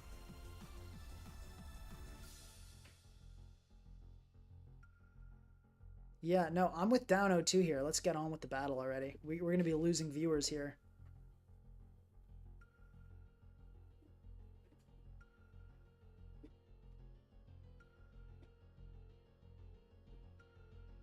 Come on, what are we doing?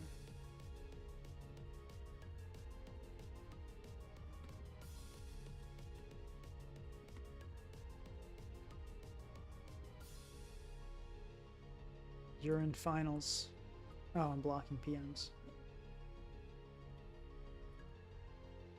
Oh, never mind. They started. Okay, cool. They figured it out. Let's watch.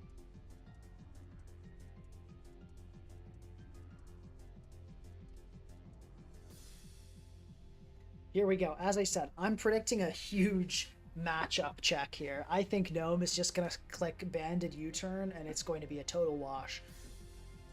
But Charizard does look good, kind of, maybe, sort of, but I think... I don't know. I'm thinking with Chilly Reception plus low kicks, it's going to be devastating.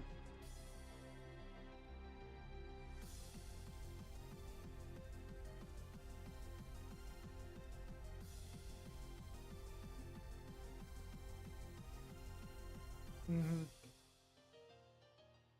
Testosterone saying may the best player win. As I said, I think this is going to be a matchup finals. I don't see how Testosterone is going to deal with the low kicks. He has one low kicks resist on his team, and it's a Charizard that's hurting itself every turn. So, you know... Also, guys, like the stream for finals. This is the final game. The final game. Probably we see Hatterene come in here.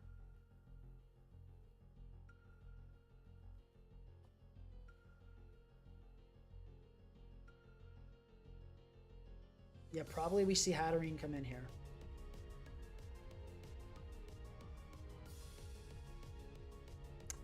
Testosterone saying it's kinda Jover already? Bro, come on. We can't be that fatalistic.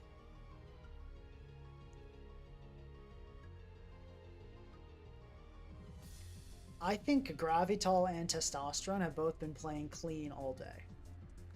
Gnome, I haven't seen enough playing to know. Gnome has been playing pretty well also, though. Okay, so Charizard will get a kill here, don't get me wrong, like it will pick up its funny little kill, but I don't think it's going to win.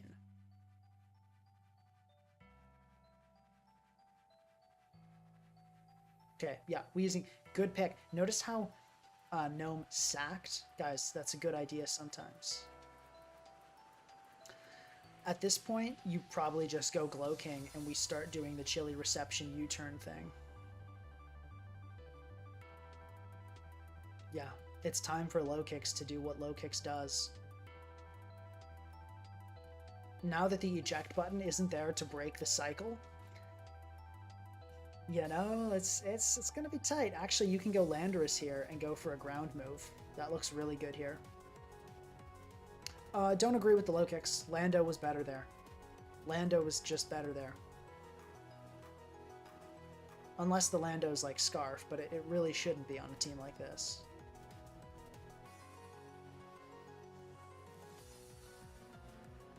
Because see, now you're in a weird situation. Yeah, like first impression, fine, but U-turn there would have been better, but you put yourself in a spot where you had to make reads. Had you gone into Landorus, you would have been in a better position. And that's a funny little eject pack moment there.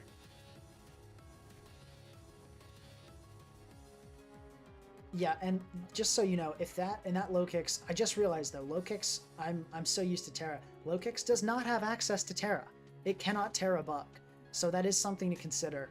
It won't be as busted as it normally would be in this matchup, but it will still be very good.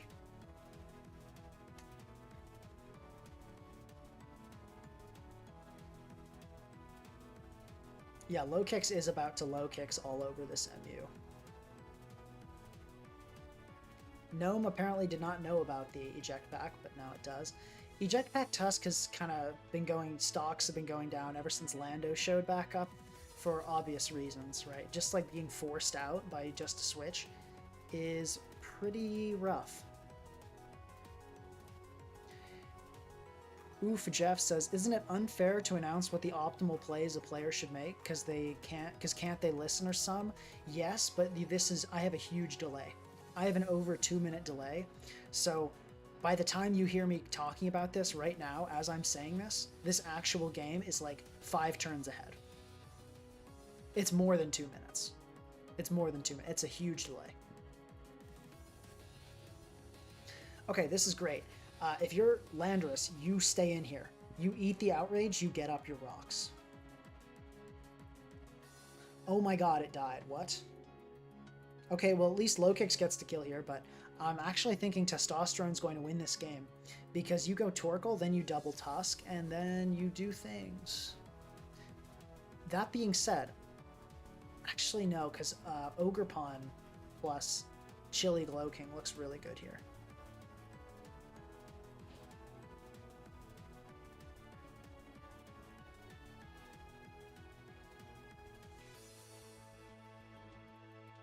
And like a Pokey, yeah, tinted. Oh, okay, no, Think Lewis said it. Yeah, so there's only really one real resistance here. I think this first game will still go to Gnome. Good Tusk though. Probably, I would personally just I'd probably just go Wellspring here. Maybe Como. Yeah, because the CC is probably coming out, so probably Como is better. You could sack low kicks, but I think, oh, this thing's not going to like taking a CC, but it survives. Okay, actually, no, I was thinking booster, attack, and sun. I was wrong. Ogerpon was the correct play there. Nicely done. Gnome. And this is a booster attack Tusk. Specs, Zard. So the only thing that can outspeed this Ogerpon... Oh, bad play rough. Bad play rough. We Ivy Cudgel always there. Why would you... If the weight came in, you could Ivy Cudgel then play rough. So I don't think that was a good call.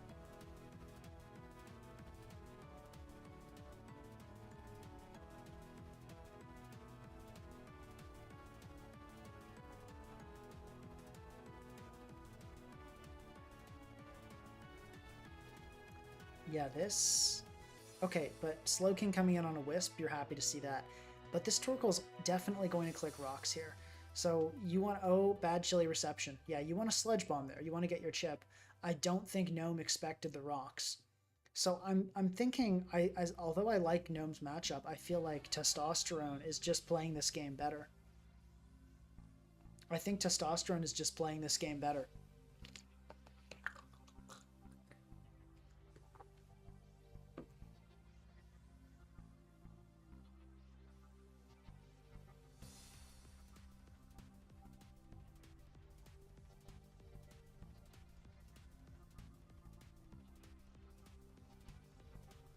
Yeah, because now you're in this kind of tough spot where I will say, though, hold on. couldn't... Oh no, I was going to say maybe Como could have come in there, but then I realized Clear Smog Torkoal would block that. But yeah, this cycle of just chilly receptioning and pivoting, it's very good. Bad Future Sight, don't like it. Just keep clicking chilly reception there.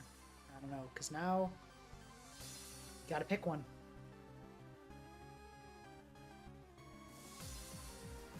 Gotta pick one. Yeah, I think Testosterone's gonna win this game 1. I think he played well and deserves it, honestly. Landorus was not Scarf. If it was Scarf, it would have outsped the Moon earlier. But it also wasn't Rocky Helmet, so I think it's Soft Sand offensive. Yeah, so it's going to boost up here, but you need more than that, because Wake is going to outspeed with Sun.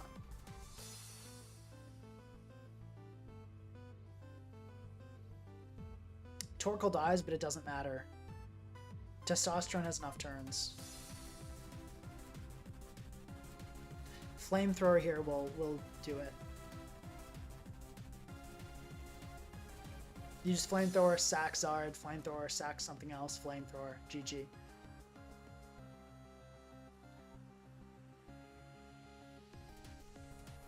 If you click Draco here, Testosterone, you're bad. You should not click Draco here. Click Flamethrower. Oh, Dragon Pulse. Okay, yeah, that'll do. That'll do.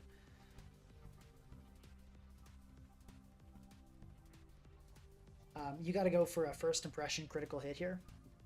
But Testosterone shouldn't risk it. Testosterone should switch into Charizard here. That's the correct play. Okay, good switch. Testosterone, what can I say? He's playing they're playing very clean. They're playing this very clean. Okay, let's see game 2. Gnome, I very much do believe this matchup is winnable, but I think you got to play a little better than that. Yeah, Wake's just going to come in here and wrap this game up. I think there were some bad calls that game. Future Sight was a bad call. Clicking Play Rough on the Torkoal switch was a bad call. It's winnable, but you got to do better than that.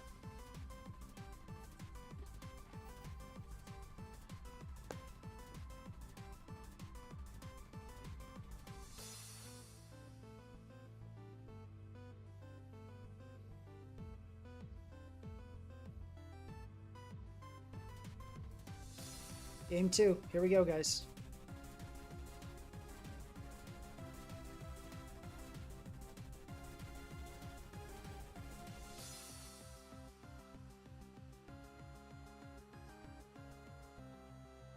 Well, so the situation you're referring to where I said Cudgel was the correct play, it was snowing. Sun was not up, so Wake would not have come in and like screwed everything up. There was no sun. Ogerpon outspeeds Wake outside of Sun. 348, 350.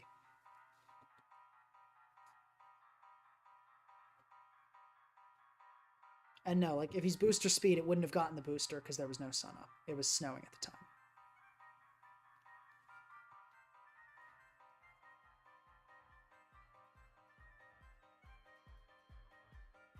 So Gnome down 1 game in this best of 3.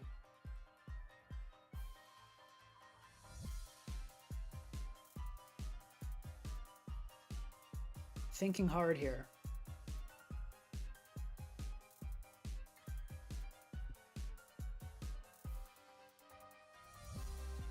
Thinking hard here.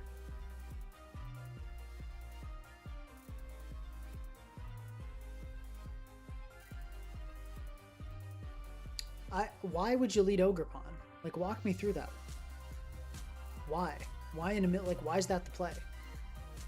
Ogerpon is so bad into a Torkoal lead. I'm so confused by how Gnome's doing this. Okay, well, we get Lando in, but you're going to get eject buttoned on. I mean, that's fair, but I don't know why you didn't just lead with Glow King and click Chilly Reception. Good EQ. So yeah, definitely Soft Sand, but I just don't understand this lead at all.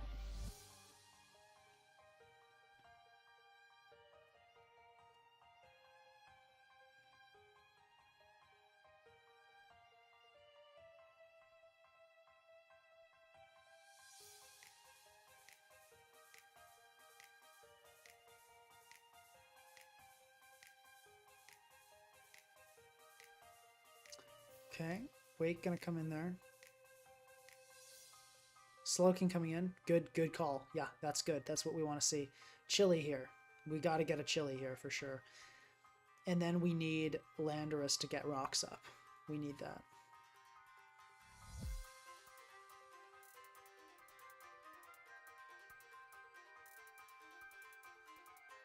We need those rocks. At the same time, Tusk can just spin them, so it's kind of tough.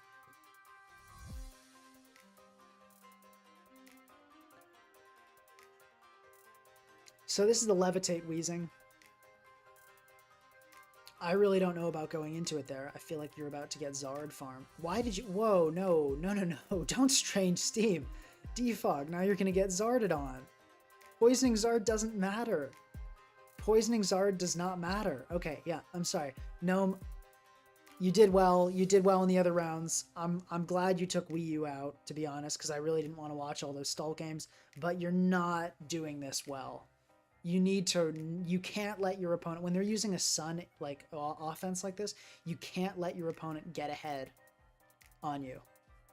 You got to keep pushing forward, keep making proactive plays, anticipate their next move. Don't let them get in the Charizard with Sun up. Like, keep clicking Chili Reception. Right? Get up rocks. Rocks are huge. You didn't take that, like, you didn't take this opportunity to go to Lando. And now, like, you could have done this before. You just lost Wheezing to do 57% to Charizard. That's not a good trade. And by God, please click Ivy Cudgel this time.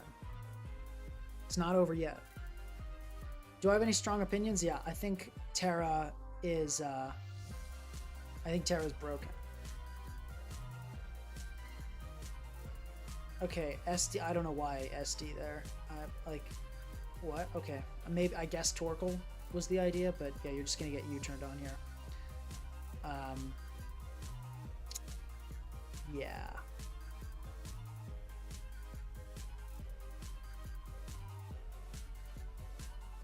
If there was an item that did double a stat, like attack or special attack or speed, what drawback would I give it? Probably halving every other stat. Doubling a random stat is broken, and I don't think that would be a totally unbalanced item. Yeah, this is looking over. You got to play these games proactively. I will say I did a poor evaluation on this matchup because I forgot low kicks could not Tera Bug. With Tera Bug, a lot of the near kills become one shots. Like for example, oh, it can't Tera here, but like this becomes a likely one shot, or a possible one shot at least. And after rocks, it kills.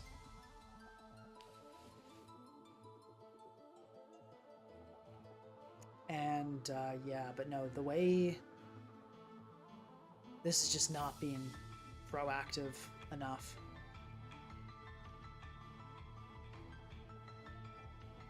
Probably just go Zard here. Probably just click Specs Flamethrower a couple times. But yeah, I would like to say I made it seem easier for Gnome than it was. I misjudged the matchup. I incorrectly evaluated how threatening Zard would be. So I was not correct in saying it would be easy for Gnome, but I do stand by that it's very much winnable for Gnome.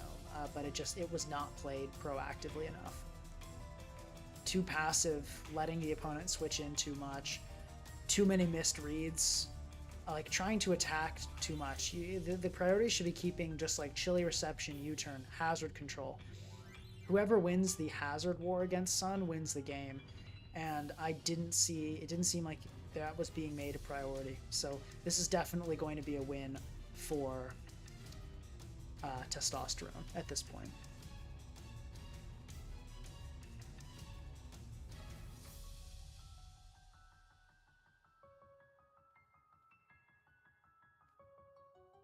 It doesn't really matter what you do at this point. You're cooked as Gnome. You're cooked here. You can't really do anything. You're gonna lose this game basically no matter what. Look at like CB Outrage and Dragon Pulse. Testosterone knows he's so close to victory. Yeah, he knows. You're correct. I think I would venture to say it's basically over. It's all but over.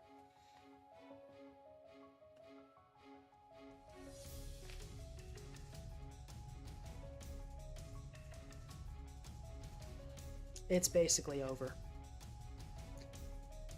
I don't know about the CB outrage here, but actually no, that's fair. CB outrage is fair.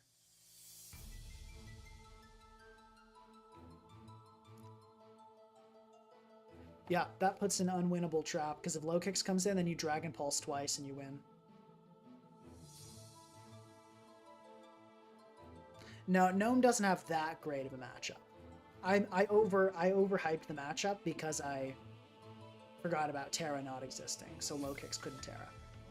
The matchup here, I'd say this is pretty even. I would say this matchup is pretty even. Yeah, and now just 2 Dragon Pulses to win. Well, congratulations to Testosterone.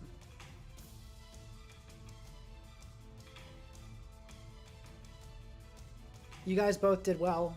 Gnome, you took out the winner of the previous tournament. That says a lot. Nicely done. It was a blast watching you two play. And yeah, congratulations. I'm just going to wrap up the stream here. Good stuff. I'll contact Testosterone. I don't know if we're still doing the prize with picking the tour thing, but I'll find out and we'll do that. So nicely played, really clean. Testosterone, not only did you bring a team that was well suited, but you played exceptionally this tour. Shout out to all our top 4. I think you guys are all great. Pipsquick, you did amazing. I think this is your best tour run yet. Gnome, obviously you did great. Gravital, you were my personal favorite this tour. I loved watching you play.